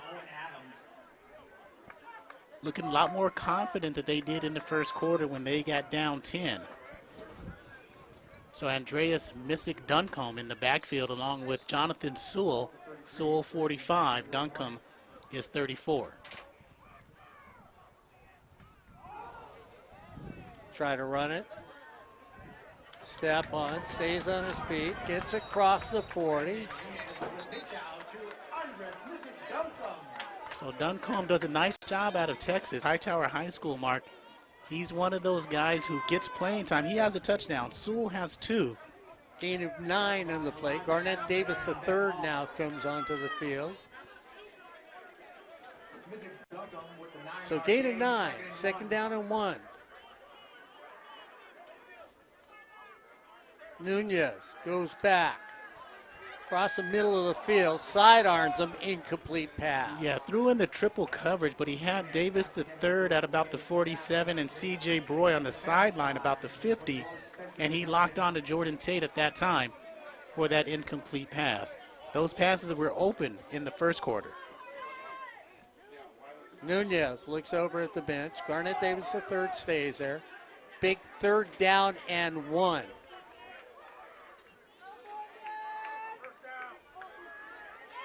Throw it in the backfield. Fortunately, a nice little sidestep, Corey Neyland, for a first because you stepped back and looked for a second. Looked like you were going to lose 2 yards on the play. Yeah, and that's Christian Stewart, Ryan, and they don't have Christian Stewart on that exact same play 2 weeks ago. We're not here.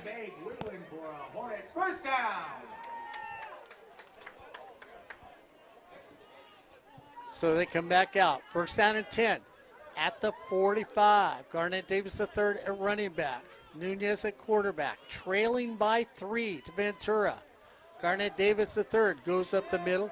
Gets a gain of 3. Pulled down. Wrapped up again by Gillespie, and that swagger that they had in the first is completely gone on offense. And that confidence for Ventura on that defense is exuding. It's oozing right now, and Gillespie's been a big reason why with his 5th tackle. So Nunez looks over the sideline. C.J. Broy to the near side of the field. Gonzalez next to him. Second down and 8. Straight up the middle. Once again, C.J. goes up, gets stuck, and you can hear the crowd in Ventura across the way on that tackle.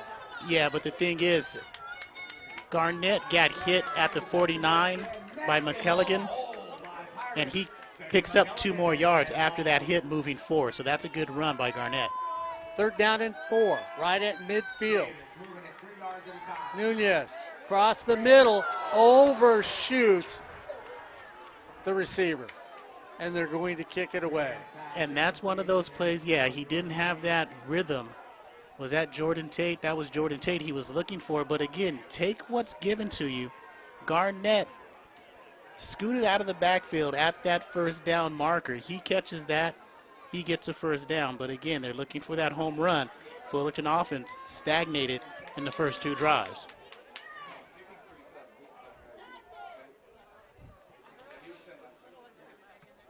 On a high floater, signal for fair catch right at the 7. So the defense, which has not, we get a flag, and I think it's going to be against. It'll be against Fullerton College. The Hornets, and the Hornets are just getting numbers of flags, Corey Neyland, and that's killing them in this game. 4 for 45 in the first half. 2 for Ventura. 4. Just says 2. If Ventura can get on top here, guys, and get that double-digit lead, Ryan, you can start making vacation plans. That's what you said 2 weeks ago. Irvin looks things over. Straight up the middle. Gain of 2 on the play.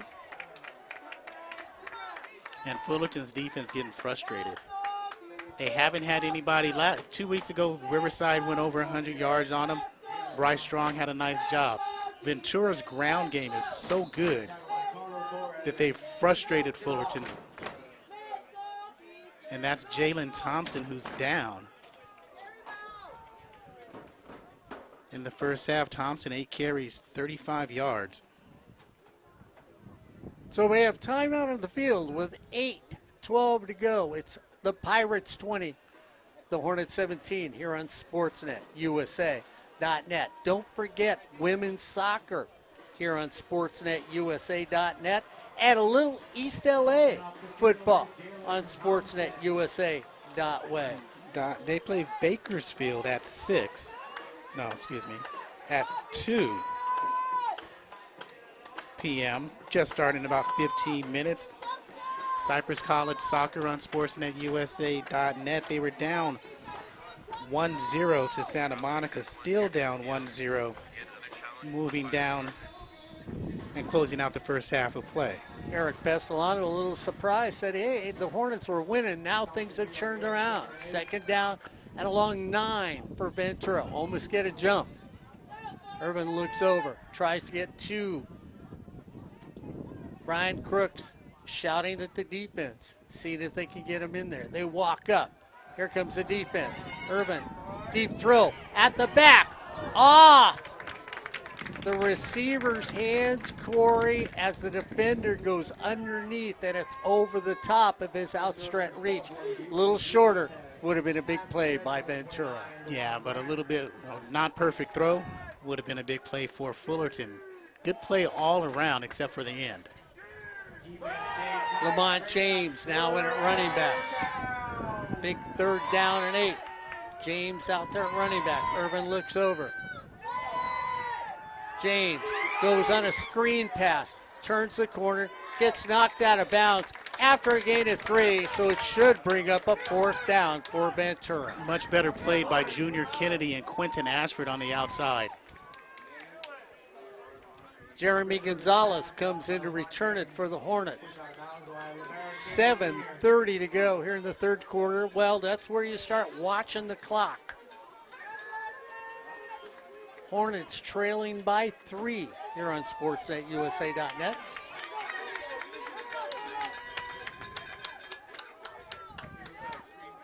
Defense fired up on the sideline. Straight up the middle, Gonzalez. Drops it. Ball comes out, and he catches what he dropped. Corey Neyland immediately says, I don't want Mark Melton into a puddle next to me. We kept all the football. And it looks like Nathan Cornelli will come out this drive for the Hornets. And let's see if he can get something going. 12 of 26 on the season, 176 yards, and he's got 2 touchdowns. So Cornelli comes out at quarterback. Leland Smith to the near side of the field. Gonzalez in the slot next to him. Michael Vakapuna in at running back. Cornelli at quarterback. 1st down and 10 at the 35. Cornelli goes back, has time, flips it down the middle. Incomplete pass to the far side of the field. And gone is that mid-range game, if you will, that underneath game that Fullerton had that was going in that 1st quarter and the first half as well. But there's nothing there any longer. They're looking to the outside, they're looking downfield, and they've gotten out of rhythm. Ty Dillon comes in the game now here in the near side. 2nd down and 10 at the 35. Well, from a fast start to a non-start here in the 2nd half for the Hornets. Cornelli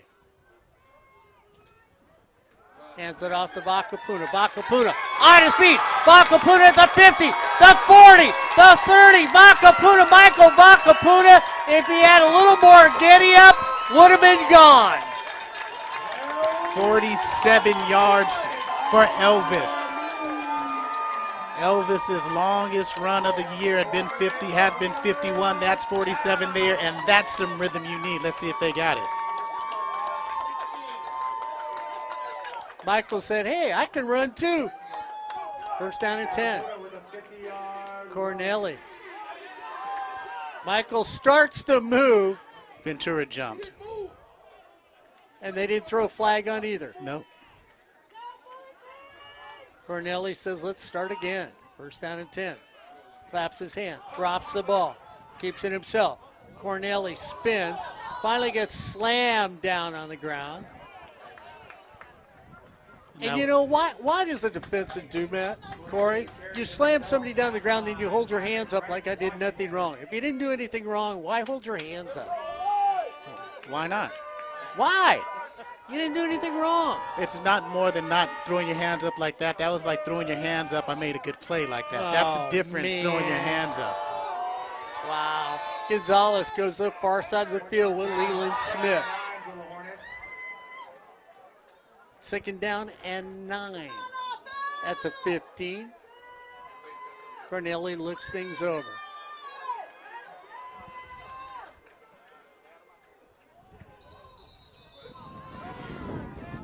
And we get timeout as the Hornets run down and call a quick timeout with 5:17 to go here in the 3rd quarter. Well, guys, it's time to start chewing your nails. Not yet. It's a good game. You don't need to chew your nails yet. It's only the 3rd quarter, and this is for both teams. This goes for both. Good game. This is what you expected from 2 playoff teams, and Fullerton's got a new offensive line in there. New 5 is Dalton Brown as the center. Luke Terrones, Brandon Romo, Preston Jeffs, and Braden Cook all in there. Have you ever looked at the candy center to the right of you with the coaches? Well, actually, They got peanuts, they got candy, they got soda. That's because they got no fingernails left. I'm looking at those almonds over there. Man, you always chewing your nails in a tough game. See, and if you're not chewing your nails, you just don't care. No, it's not true. Remember, you're not supposed to chew your nails anymore. Oh, okay. Brandon Nunez comes in at quarterback now. 2nd down and 9. Nunez fakes it to one side, goes to the middle. Touchdown! Excuse me, Ryan Osborn, did that look like a play of somebody you know that called earlier today? Mark, it's interesting you mention that because you know what, Mark? That is exactly what you called for before this game started. It's about Brandon Nunez saying, hey, I'm going to take this football, wait for my guy to get upfield, let the back get out of the backfield, go right down the middle of the field. Cameron Woods is there.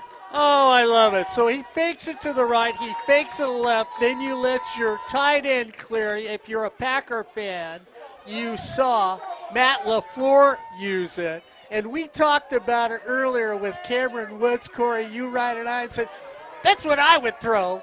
Thank you. You know, it's nice to know that the coaches consult with me every once in a while. And we'll see if Jonathan Faubert can add to that touchdown.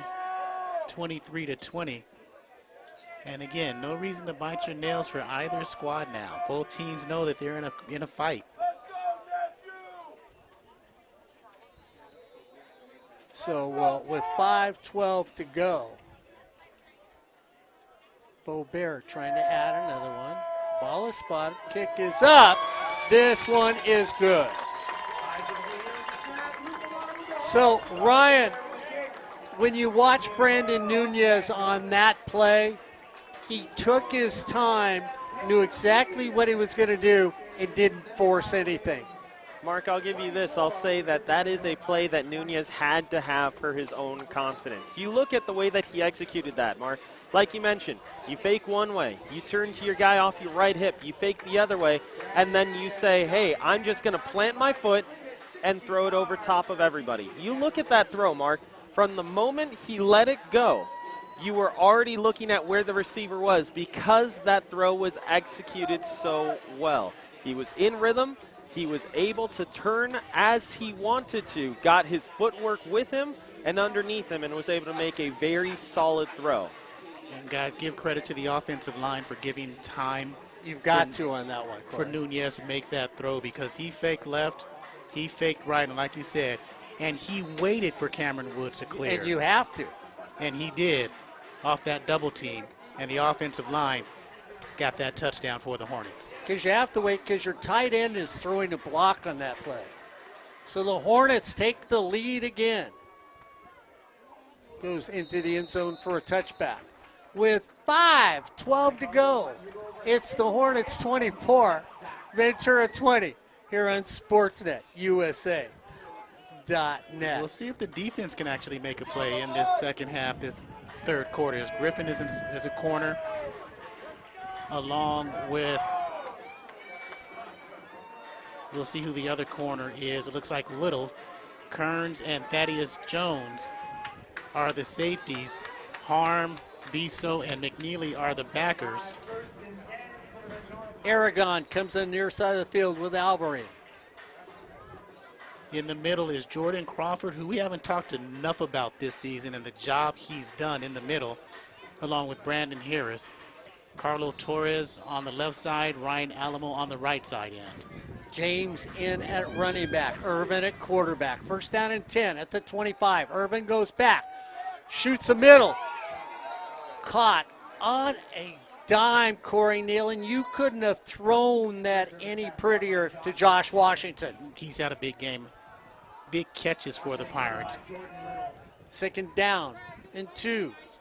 Handed up to Thompson straight up the middle. Strictly power. 1st down for the Pirates. And we'll see if we get a defensive sellout in a moment from Brandon Crooks. They've lost their aggression. They've lost that way to dictate what the offense is doing. Aragon, Albury come over here to the near side of the field. First down and 10. Hand it straight up right side. Turn the corner. It's speed. It's a foot race. First down as you move the chains on James's numbers just continue to grow in this game. And speaking of an offensive line, Julio Ray, Gabe Rivera, Jacob Lemus, Branson Lewis, and Malachi Brown are the front five for the Ventura Pirates. First down and 10 at the 50. Hand it off. This time both tandem. Nice tackle, Corey Neyland, as Jalen Thompson was setting up a move and gets taken down for no gain. Kadari, he's fourth on the team in tackles, and again, second team all conference. Washington at the far side of the field. Aragon at the near side of the field. Thompson as the running back. Irvin the quarterback. Second down and 10. They bring on pressure. Straight up the middle. On a nice little delay run play. Gets a gain of 5. It's going to bring up a third down. And a long 6. Tough run by Thompson, and Chris Harm stayed home in the middle. Made that first contact, half tackle with Jeremiah. Aragon, Albury, big third down play. Hornets walk up. Here they come, Corey Neyland. Out to the flat. They do, incomplete pass. And again, one of the defensive players of the year that should have been or could have been was Jeremiah McNeely. He took away, Ryan, the flat pattern as Jalen Thompson was going out. McNeely went with him, and Irvin had nowhere to go. Yeah, and I watched Thompson go out, Ryan, and that was a beautiful play. And one thing you always have to mention when it comes to Jeremiah McNeely is just how good he is at using his athleticism to cover a variety of different guys that the offense is going to show them. Kadari Kearns back deep, up the middle. Roughing the kicker is going to be called against the Hornets. It's going to be running in. 5 yards. Because he came down, didn't allow him to land. Personal foul, roughing the kicker. So they didn't run into the kicker. They went past the kicker, and he fell. The kicker falls down dramatically and gets the call. How many against Ventura? 2 for no yards. How many against the Hornets now? If they have 2, that's 5 penalty, or actually 6 for the Hornets. It's not that.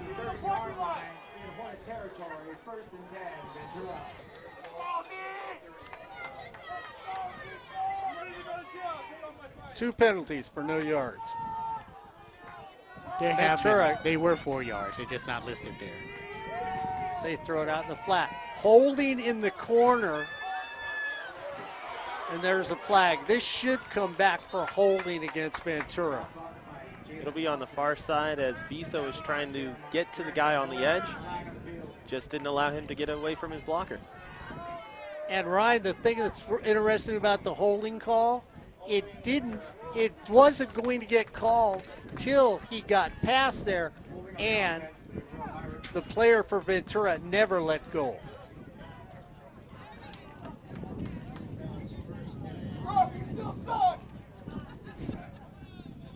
So it'll be holding against Ventura. First and 10.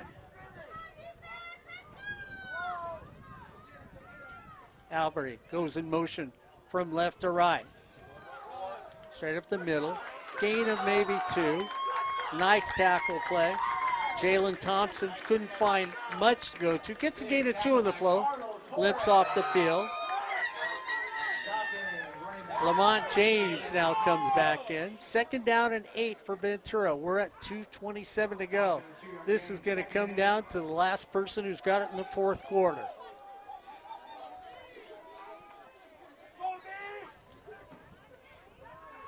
Go back.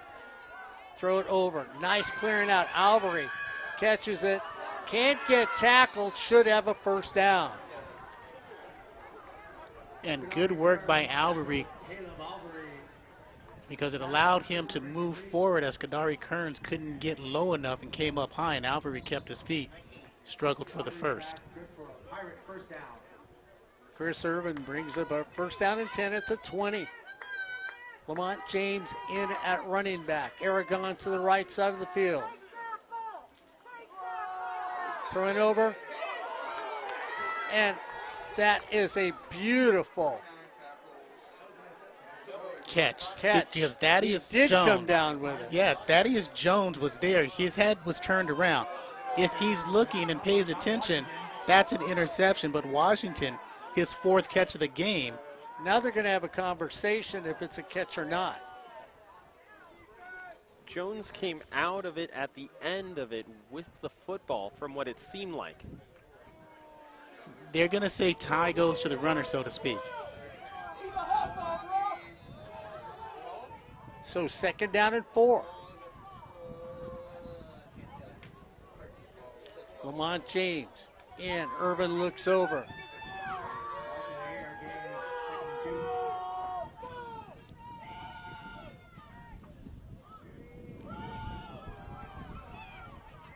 Off the left side, struggling to get there. Almost gets his way as Lamont James into the end zone.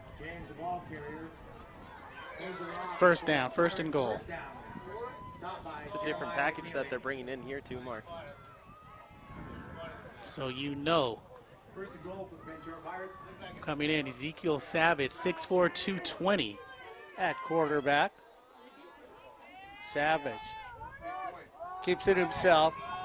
Basically a wildcat where they bring in somebody. He's quarterback.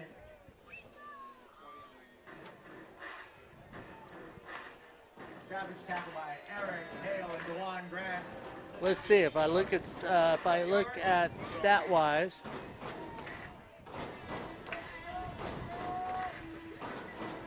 Savage stays in at quarterback. Second and goal. Savage goes up, keeps it himself, runs in, touchdown Ventura. And Kadari comes up quickly, overruns the play, gets out of position, and Savage eludes him to give them the lead.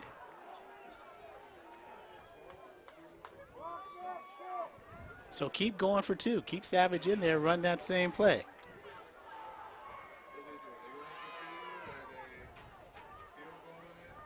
Extra point coming on. Looking for Ryan Pimentel.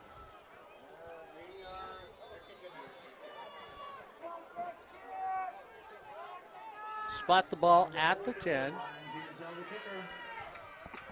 Ventura trying to get up by 3 again with 12 seconds to go. Kick is up, and the kick is good. With 12.8 seconds to go, it's Ventura 27, the Hornets 24. Here on Sportsnet, USA.net. I think we also had coming into this ball game, this Ventura team reminded you of that 2018 team for Ventura, that they lost 3 games, yet they played everybody close. At the end, you don't know how they won. And at the end, they go up north to play Laney for a state championship game. This Ventura team, under Coach Moose, has that mentality in this game here. Kristen Stewart back deep. So it's coming down to the 4th quarter. The Hornets trailing by 3. Quentin Ashford back with Christian. And again, Ventura trying to make up for those past playoff woes against Fullerton. What was that, Ryan, 2016? When Jake Luton. That would be 2017. Yes, 2017. Okay. Yeah, that would be 2017. Jake Luton going from Ventura to Oregon State to the Jacksonville Jaguars.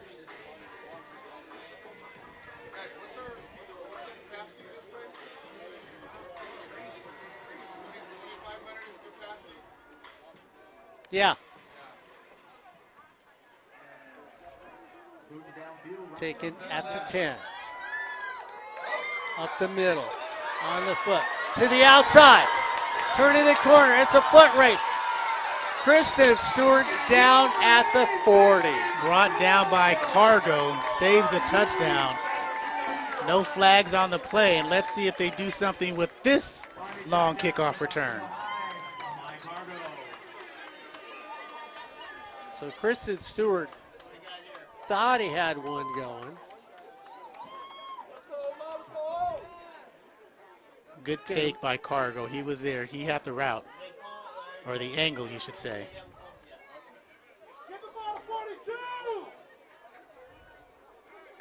Well, what are they spotting the original tackle from? They're called offsides. So it's offsides against the kicking team, so they'll add on 5 more yards, which will take it down to the 34. So you add 5. So it'll be first down and 10 for the Hornets. Nunez comes out. Garnett Davis III at running back. Levias to the far side of the field. Leland Smith, Jordan Tate. Nunez goes back, takes it up, tucks the ball, stays on his feet, is down at the 21. First down. So they move it, and that'll bring us to the end of the third quarter. As we come to the end of the third quarter, it's Ventura 27, the Hornets 24, here on Sportsnet, USA.net.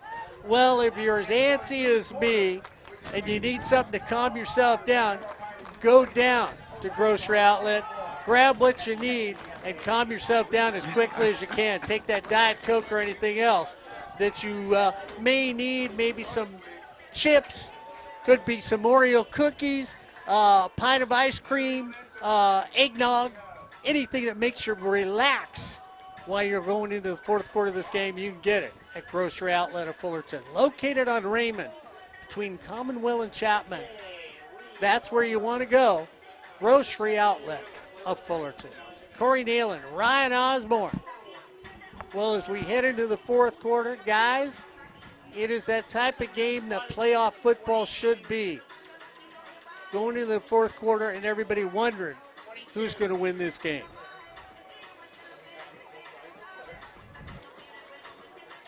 So Gillespie's had a good game on the interior for the Ventura Pirates. Zach Carter has been there to do everything with that interception return and calling a solid game and leading tackler in the secondary.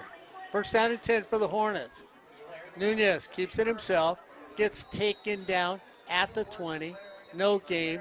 Player loses his helmet, so he's going to have to get off the field. That's Poi Aina, who is in there for the stop, who's had a solid game. He's got 4 tackles and a tackle for loss. Cameron Woods comes in. He'll go to the far side of the field with C.J. Broy. Tate to the near side of the field. Gonzalez in the slot next to him. Garnett Davis III, the running back. Nunez at quarterback. Second down and a long 9.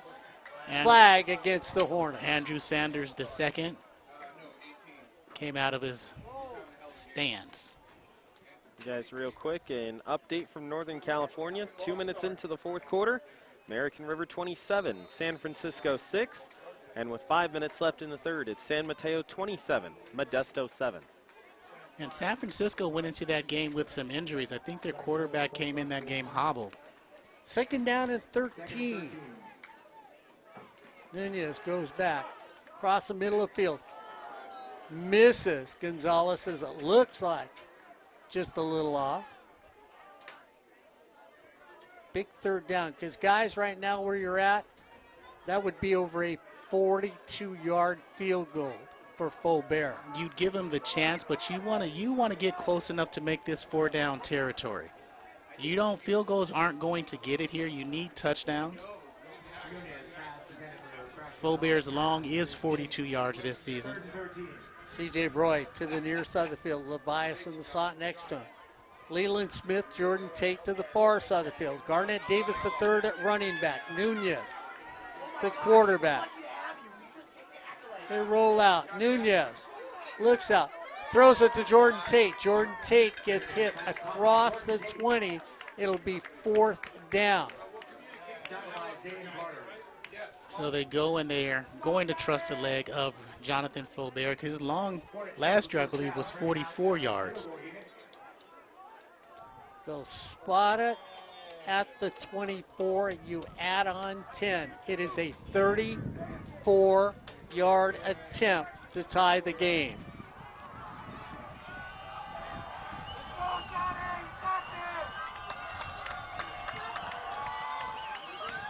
Kick is up. It is no good. Wide right. From 34, had enough leg, just wide right, and no good. So with 13-32, the Hornets now need to find some defense because Ventura can get 7 up here. Guys, the way this game's going, it's tough for both teams. Momentum is switched to Ventura from the second quarter on. Levias comes out. They run it straight up the middle. Gain of 7 on the play. And that's what they've been doing all the game. And if you can limit the number of possession Fullerton gets right here, and you're right, the defense, Ryan, has to come up huge. Lamont James, well over his season average in this game. They go back, going deep, all by themselves. Ball. No, that's a good play by DeJuan Grant. Turned his head, ran with the receiver. Good play by the safety. No flag on the play. Unusual. 3rd down. And the defense is good. Even though Fullerton is 4th in the SCFA in scoring, their defense has really carried them. Now their offense has to step up when they get possession back. Corey, you know they're going to run this play. It's exactly what, and they make the defensive play. And there's Ryan Alamo coming in and shooting in from the outside, that far side of your screen, to get a James for a tackle for loss. He's approaching 150 yards today. Is that where he's at? Unofficially, officially, yes. Okay. Well, I didn't know if you'd written down, so I know how you'll do that. You'll write down and keep some yardage. 12:29 to go here on SportsNetUSA.net. The winner moves on. They come across the middle. Don't come close because, Corey, they got a flag last time. Signal for a fair catch at the 31. So, Kadari Kearns. Hornets trailing by 3. Faubert misses a 34-yard field goal and leaves them trailing by 3. Brian Crook's defense did what they had to do, Corey. Forced a punt. Now you need to find some sort of rhythm. Gonzalez goes to the far side of the field. Jordan Tate goes with him. Leland Smith comes off the field.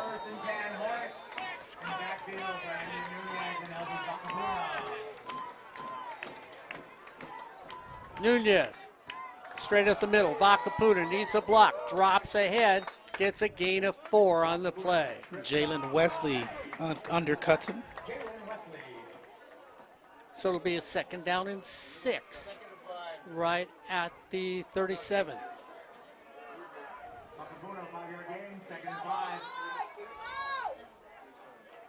Nunez looks things over, gets ready again. Hands it off again to Michael. Michael gets hit at the line of scrimmage, falls forward, gets a gain of about 4. They're going to be just short. It'll be 3rd down. They're going to give him the 1st down. Well, on this side of the field, they were giving the 1st down. It's a 1st down. Oh, they are going to measure? Because it was interesting, Corey, that nearest line judge said 1st down. The other line judge said no. So 9 carries, 77 yards for Elvis today. They're not measuring it. 3rd and 1. Brandon Nunez keeps it himself, loses 3 yards on the play.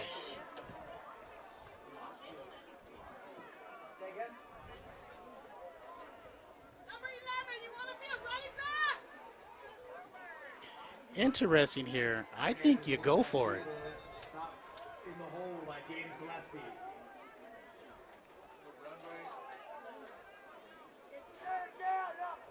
Looks like you might have to go for it here. 4th down, even though you kick it away. There's 11 minutes left to go. You're going to ask your defense to come up once more. 4th and 1 from the Hornets brings out the punting unit. And they're going to play that field position to bring out Luke Mamana. If you saw Brandon Nunez, he was asking to stay on the field there. So the Hornets decide to punt it away.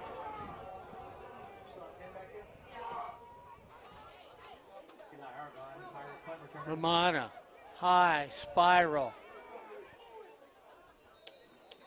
And they're going to mark it down right at the 17.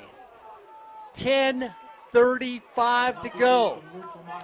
Ventura 27, the Hornets 24 here in Sportsnet, USA.net. Ryan, Corey, Mark. Hoping the Hornets can move on. If they do next week and Mount Sac were to happen to lose, then they would play Riverside here next week on Sportsnet, USA.net. Defense has not come close to getting a turnover in today's game. And if you're, Well, I'll tell you last what, if I'm possession, they almost had an interception. almost, That was close. I'm going to run the ball all day long if I'm Ventura, and that's what they do in the first play, gain of 11. On a nice little run there by Thompson. Flag comes out. Brandon Harris. Now that's one where you come up and say, hey, I didn't do it, but we'll see what the call is here. And that other football mark, Cypress on SportsNetUSA.net, the women 1-1. 1-1 with Santa Monica. Flag on the field, personal foul, Fullerton Hornets. And you can't do that if you're the Hornets because, again, you're down by 3 with 10 minutes to go, and you kicked it away to get that field position. And now you're going to give that field position right back to the Pirates. Run it again, take it off right side, gain of 5. Flag, makeup flag.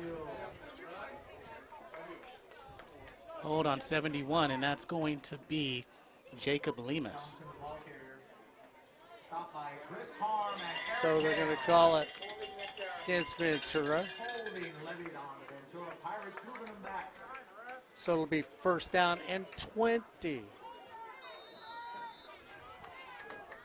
2nd down and 20.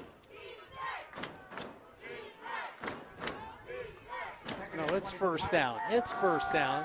Straight at the middle, Corey. Almost got the 10 back on the next play. Now it's 2nd down. And again, it's not the passing game. In a game of football, it's interesting that you have to pass, and the value of the running back has been depleted. 2nd down and 13. James in the backfield has a great game going on today. Over 160. Irvin hands it off to James again. Trying to find a corner. Can't. It's going to get dropped behind the line of scrimmage.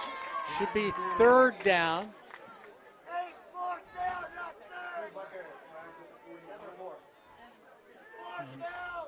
Was that the back judge who threw that? Face mask. So Fullerton can't get out of their own way on defense. And Ryan, correct me if I'm wrong, this has been the most undisciplined that we've seen the Hornet defense play all season? Easily. It's very reminiscent of last year, Corey, if you remember the first half of last season where they started to get themselves into their own way and take away their own opportunities. 1st down and 10 at the 42.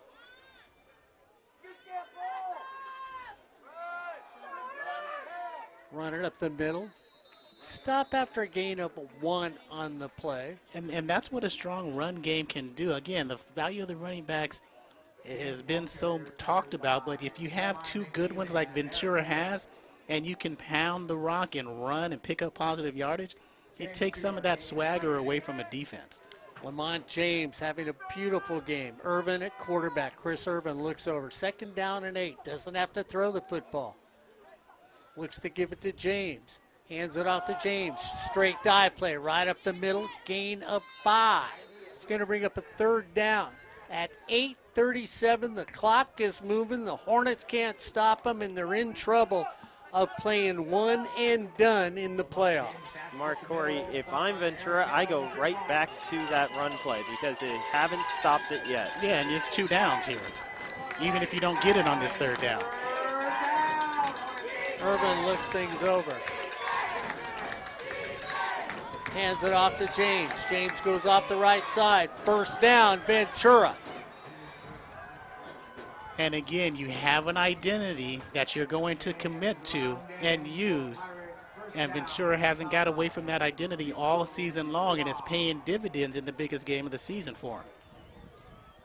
So the clock will continue. We'll get under 8 minutes. The Hornets trailing by 3. Guys, if they give up a touchdown, their season will come to an end. Corey Neyland even conceded that one to me, too. Well, the season might. I haven't conceded yet. 1st down and 10 at the 30. Irvin looks over. The running game. Hornets look like they want to sell out. Irvin's going to change things. And you think the Moves defense... Thompson from right to left. Sorry, Fullerton's defense is going to come up big here as they're going to use a timeout. That's going to be a delay of game against the offense, according to the back judge. So it's 5 yards against Ventura. Yeah, and here's where the defense comes up in crucial situations as they have done all season long. Anything to the outside, you're going to have to be wary. Ventura must be smart and keep it on the inside part of the field. And this is where I fake the dive play and throw it over the middle for a touchdown if I'm Ventura. And they stop the runner at the 35. 2nd down and a long 13. No, and I'm not throwing the ball at all, Mark. Oh, I am. Oh, no. Oh, I am. You throw the ball, it gets picked. No, it doesn't. No, it doesn't. You keep this going. You keep the clock running. Your defense has shown Fullerton got off to that quick start, but they haven't been consistent against R11.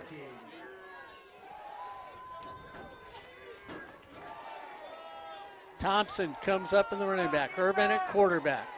2nd down and 14. They hand it off on the sweep. Thompson gets hit. Lost on the play. Drop a yard behind. 3rd down and 15. Corey Neyland, you got to throw the football. 6:50 to go. I think I agree with Corey on this one. You run it. And it's against the Hornets. No, we'll see who it's against. It could be the offensive lineman for Ventura. So we shall see. It's going to be huge. 16 to go.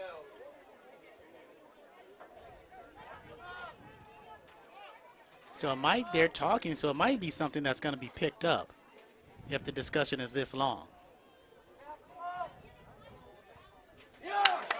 Personal foul against Ventura.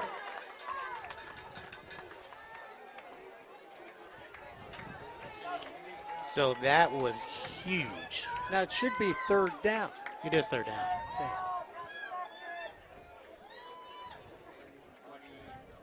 Was it? No, actually 2nd. Yeah, it No, is it should 3rd be down. 3rd down. Yeah, it is 3rd. They ran twice. Yeah.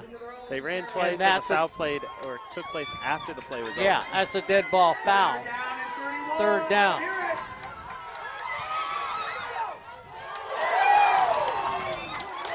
And they hold them defensively. And Biso shot through like they're in like a shot out of a cannon and makes the stop on James. Jr. finishes it up.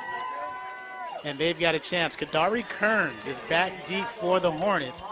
He's got 1 punt return for a touchdown this season against Saddleback. That was 65 yards. Let's see if he has another one in him. And Corey, you were right about the penalty.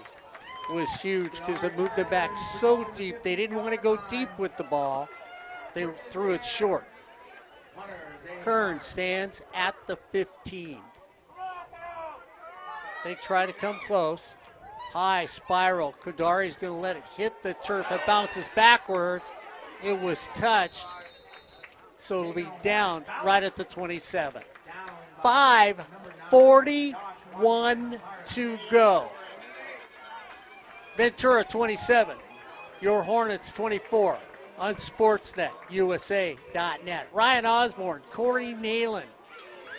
Well, guys, it has been a great season this year. The Hornets have played well, and they're looking for one more. Brandon Nunez comes out at quarterback. Garnett Davis III at running back. First down and 10 at the 27.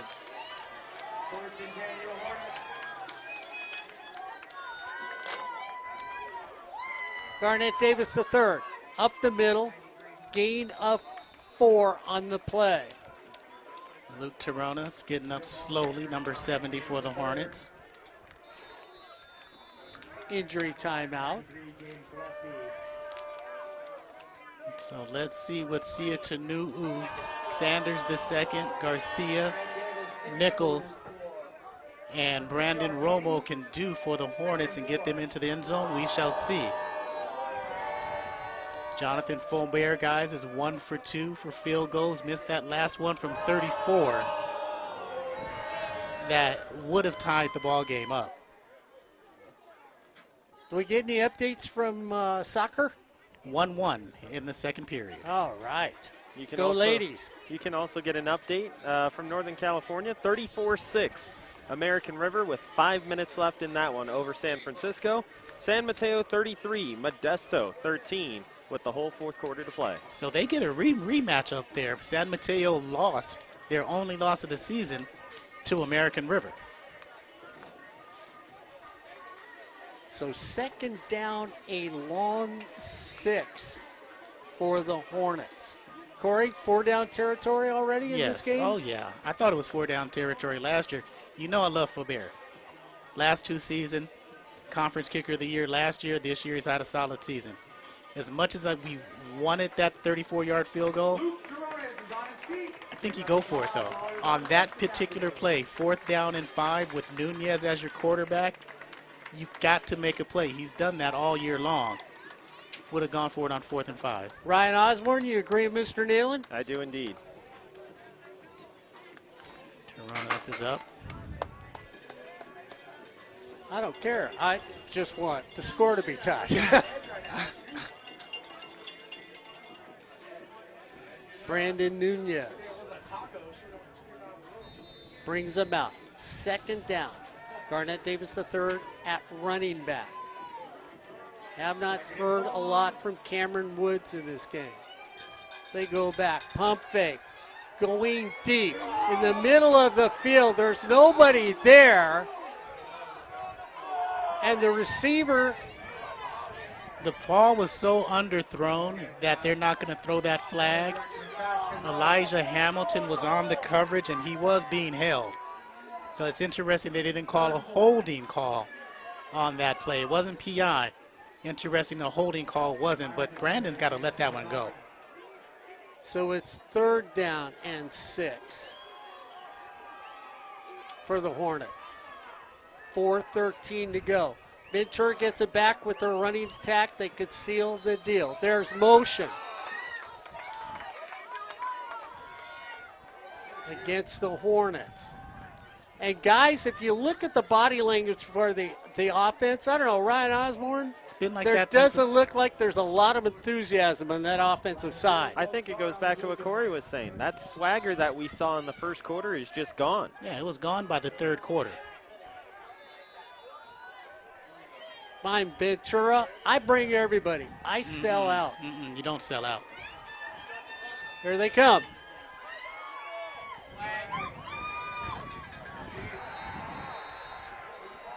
There's also a flag in the backfield. And it's a hold against the Hornets. Garnett Davis III.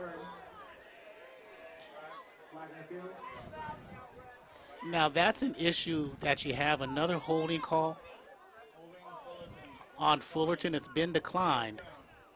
So, but if it's declined, where was the catch made? Didn't they gain yardage on the play? They did. So how's the ball go back to the original line of scrimmage? The ball should be at the 35. It should be 4th and 3. Yes, it got declined. They've got it in the wrong spot.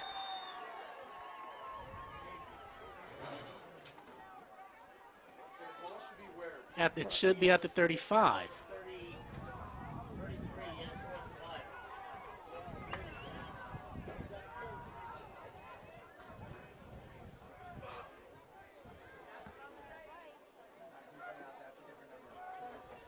So the Hornets are going to punt it away with 5:02 or 5 minutes and hope their defense can make one last stop. If not, as the ball gets caught and down at the 30. And that's either Jalen Thompson or Elijah Hamilton who took that. Well, we're at the 5-minute mark. The Hornets need to stop Ventura. If Ventura gets a first down or 2, this game is over. 2 first downs and it's over. 1 first down, you still got a chance. 2 first downs is done, and we'll see. But again, Fullerton's defense doesn't have that same swagger either, but they can still make a play here. But if I'm Ventura, you haven't stopped my guy who's run for over 170 yards today. So let's see if you can stop him now. We don't think you'll be able to. James in at running back. First down and 10 for Ventura at the 30. Irvin walks up the line of scrimmage.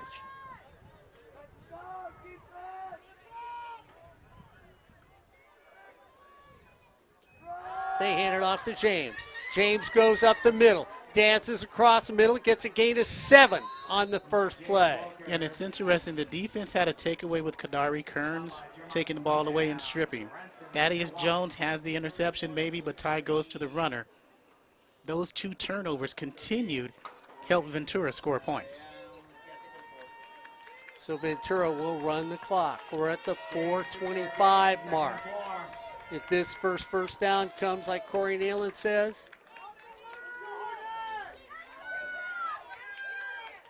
hand it off to the same man with the same lead block.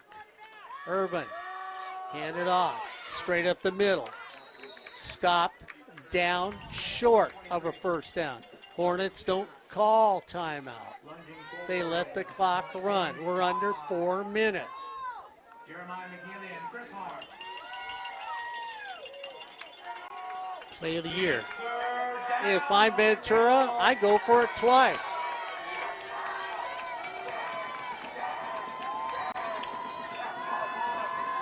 Quarterback keeps it. He's short of a first down.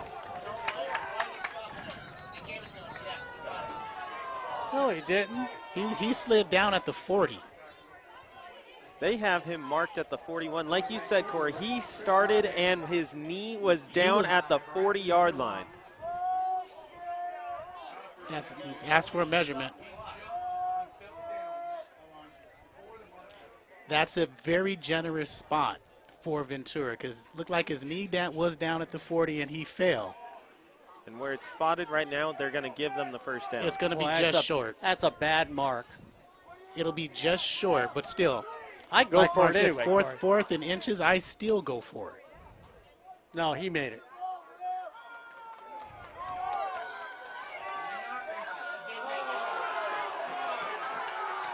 There is space in between that football. There was space in between it. That's not a first down. No, it is not. Well, my camera guy said it did not make the pole.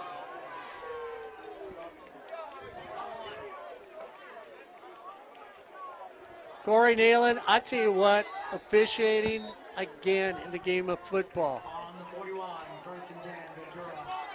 is questionable. Now with the quarterback, Ezekiel Savage. Wow. Savage comes in. Savage left, Savage right. Just gonna bring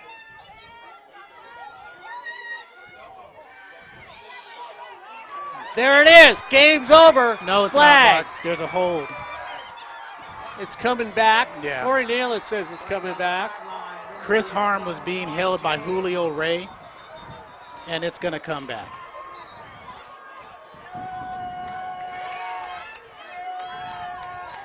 Lamont James, man, he's had a magnificent day. That's the player of the game today. Not just offensive player of the game, that's the player of the game MVP as well. He should get both.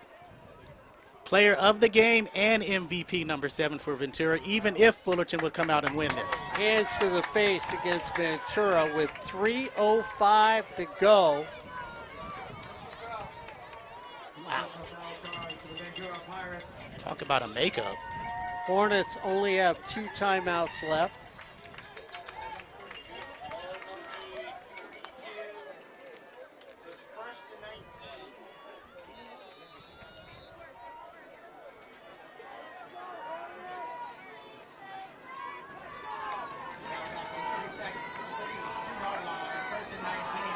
So we've got a flag against Ventura.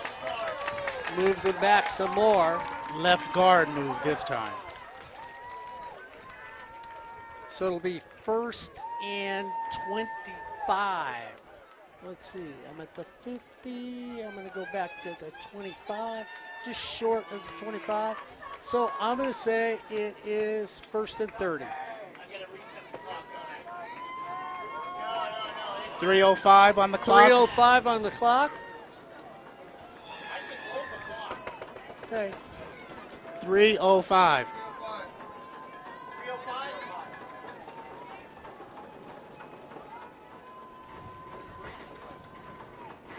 So we'll see. Every second counts, it looks like. Ryan and Mark were both right coming into this ball game. They both said it's going to be a last possession type of situation. Fullerton College has come in as the favorite, as again, the number 1 team voting-wise, power ranking. Mount Sac gets the number 1 seed. And it's interesting that Ventura at 7-3. Again, 2018, this is that team. So Corey, do you quickly use your timeout Yes, now? you have to use your timeout. You need as much time because your offense hasn't done anything. Irvin comes back in. Run it straight up the middle. Try to turn the corner. Drag him out of bounds. Flag against the Hornets. It's going to be a face mask. And it should be about the 5-yard. Is there a difference, 5 and 15-yard variety in college? I forget. No? Then it's 15 yards. First down. Automatic first down. Yes. Yes. And that should be an automatic first down. Yeah, it was.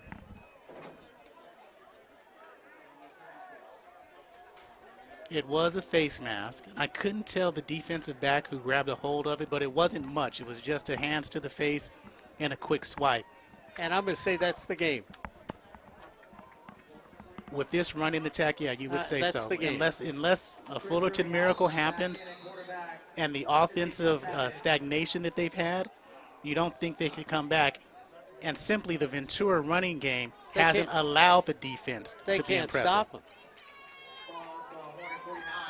First down and 10 at the 50.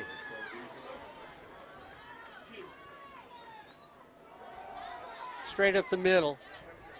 Gain of 7. Wow. Guys, I you know what, I got to say, they probably have 300 yards on the ground. Yeah, and James is up to 200. That's unofficially, officially. 6-yard gain, 2nd and 4. So Fullerton football in the first round, not performing, and that's football and football.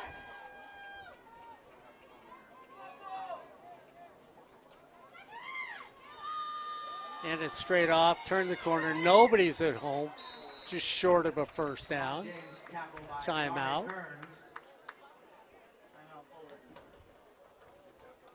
Timeout's been called by the Fullerton Hornets. This is the 2nd timeout. First down here, that's ball game. And here is where I would throw. Because Fullerton may bring the house, and they've been known to get caught on the edges. You fake it up the middle to James, and you throw a nice little look into somebody on the outside, it's 6, and that'll assure you of victory. So recapping this ball game, in the first quarter, it was all Fullerton.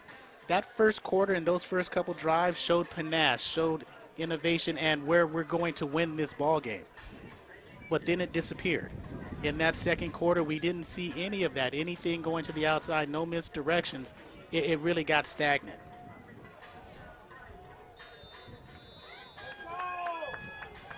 Third down and 1.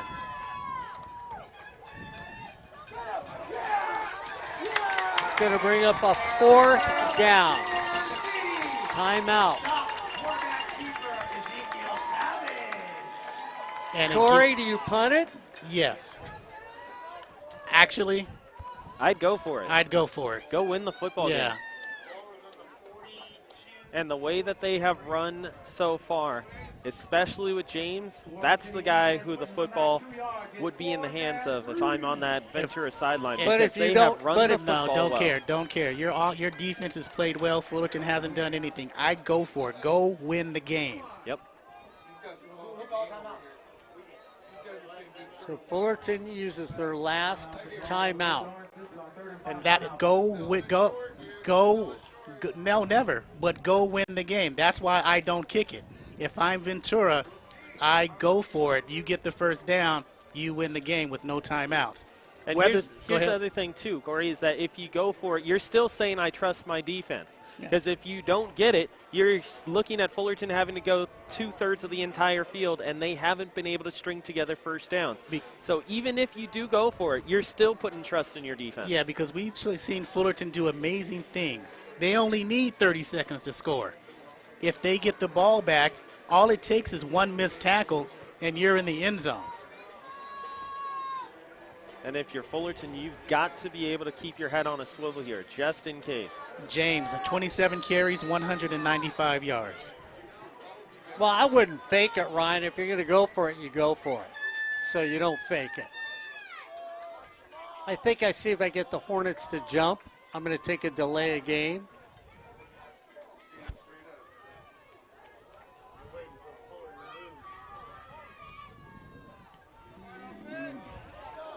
Let it go.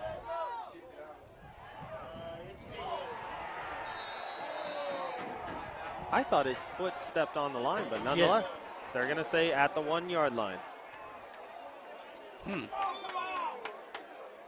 Oh, did you guys see him step on the line, both of you? Ryan, you saw him step on the line? I thought I did, but I don't have a good angle, so I'm not going to say that he definitively did. Corey Neyland? And we've seen it happen before, that Fullerton down to its last minute have a 90-yard play. And it'll be interesting here how they use Jordan Tate, Christian Stewart, and Leland Smith.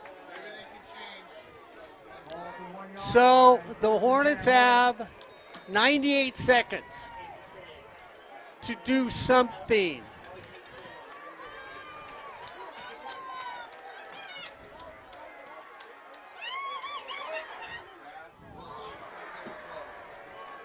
Nunez looks discombobulated and throws an incomplete pass. Not close. And Vakapun is in as your receiving back. Garnett Davis has been the guy with more receptions.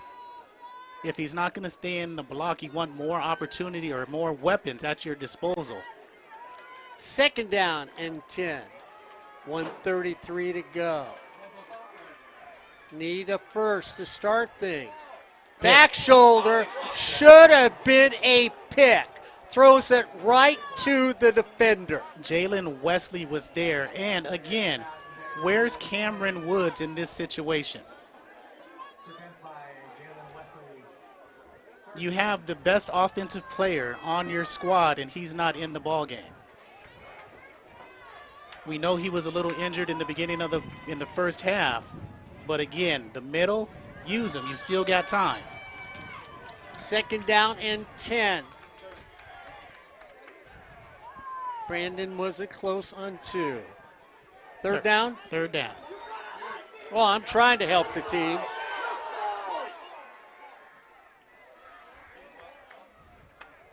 Brings up a 4th down and 3. This is your season with the clock ticking. And you have to make sure you get the first down, whether that's a run or a short pass. You have to get the first. Don't throw it deep. Run, run, run.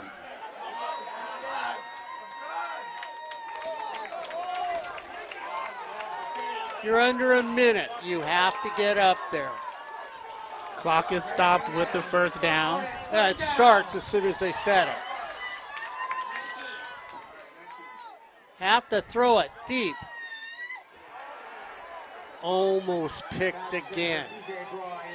And the only reason why it's not is because C.J. Broy comes back for that football and knocks it out of the hands of the defensive back. Still, you need to get in field goal range. You need to at least get to the 30 for Full Bear to even have a sniff of an attempt. 49 seconds to go. Nunez at quarterback. 2nd down and 10 at the 20. Here they come.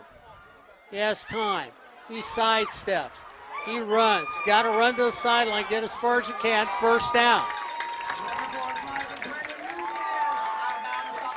So 41 seconds. Still time if you're a Hornet fan. If you're Ventura, keep everything in front of you. No one gets behind you. Zane Carter, the leader of that defense, already has a pick 6. 41 seconds.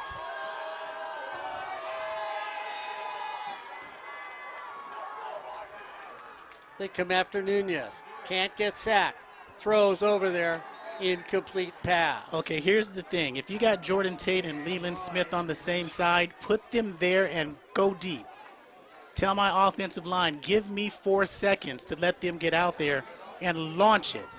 38 seconds to go.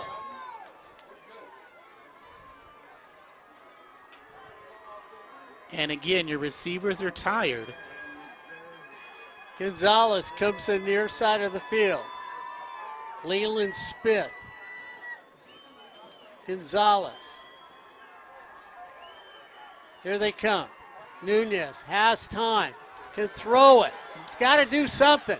Throws it right there. Kristen Stewart down the sideline, steps out, goes out. He was out. He stepped out or he stepped out.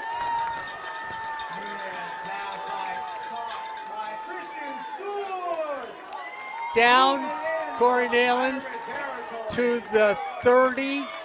But they're saying he got tackled in bounds. Stop. 22 seconds left.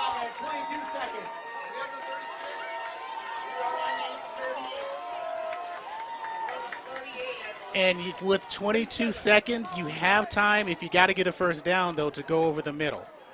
If you go over the middle, you have to make sure it's 15 yards down the field, get up and spike it. That'll take about 10, 12 seconds. And you have time for a field goal. The way Fullerton is playing, you got 2 big guys on the outside, just go up and get it. Kristen Stewart, C.J. Broy to the left, Leland Smith to the right. Nunez cannot get sacked. Looks for Leland, catches it, gets thrown out of bounds. Yeah, he caught it. Yes. 18 seconds to go. Right now, it would be a 45-yard field goal. That would be his longest of his Fullerton College career if he gets the chance. One shot for the end zone. Cannot get sacked at this stage of the game. Nunez goes back. Here comes the pressure. Has to throw it now. Throws it high to Vakapuna, coming out by himself. But you know what? I like that from Elvis Vakapuna, just knocking that football down. If he had caught it, the defender was right on his right hip, he would have been tackled in bounds.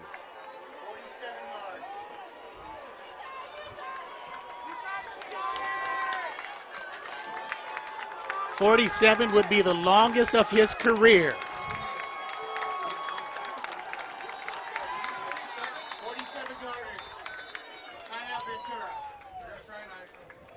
Timeout has been called to the Ventura Pirates. So Vakapuna, if that ball was thrown to where he could have got at least another 6-7 yards. Possibly. He was going towards the sideline, not up the field. I'm not sure he would have had enough time to turn it up the field to get a first down. It might have been, well, actually, it would have been better because he would have got the first down. But you're going to need that 3 yards. We'll see. It's been a good game. 14.8. If Faubert can kick his career longest, it will be a tie game. Well, we shall see. Every Fullerton fan says, yeah, he can do it. Spotted at the 37. You add 10.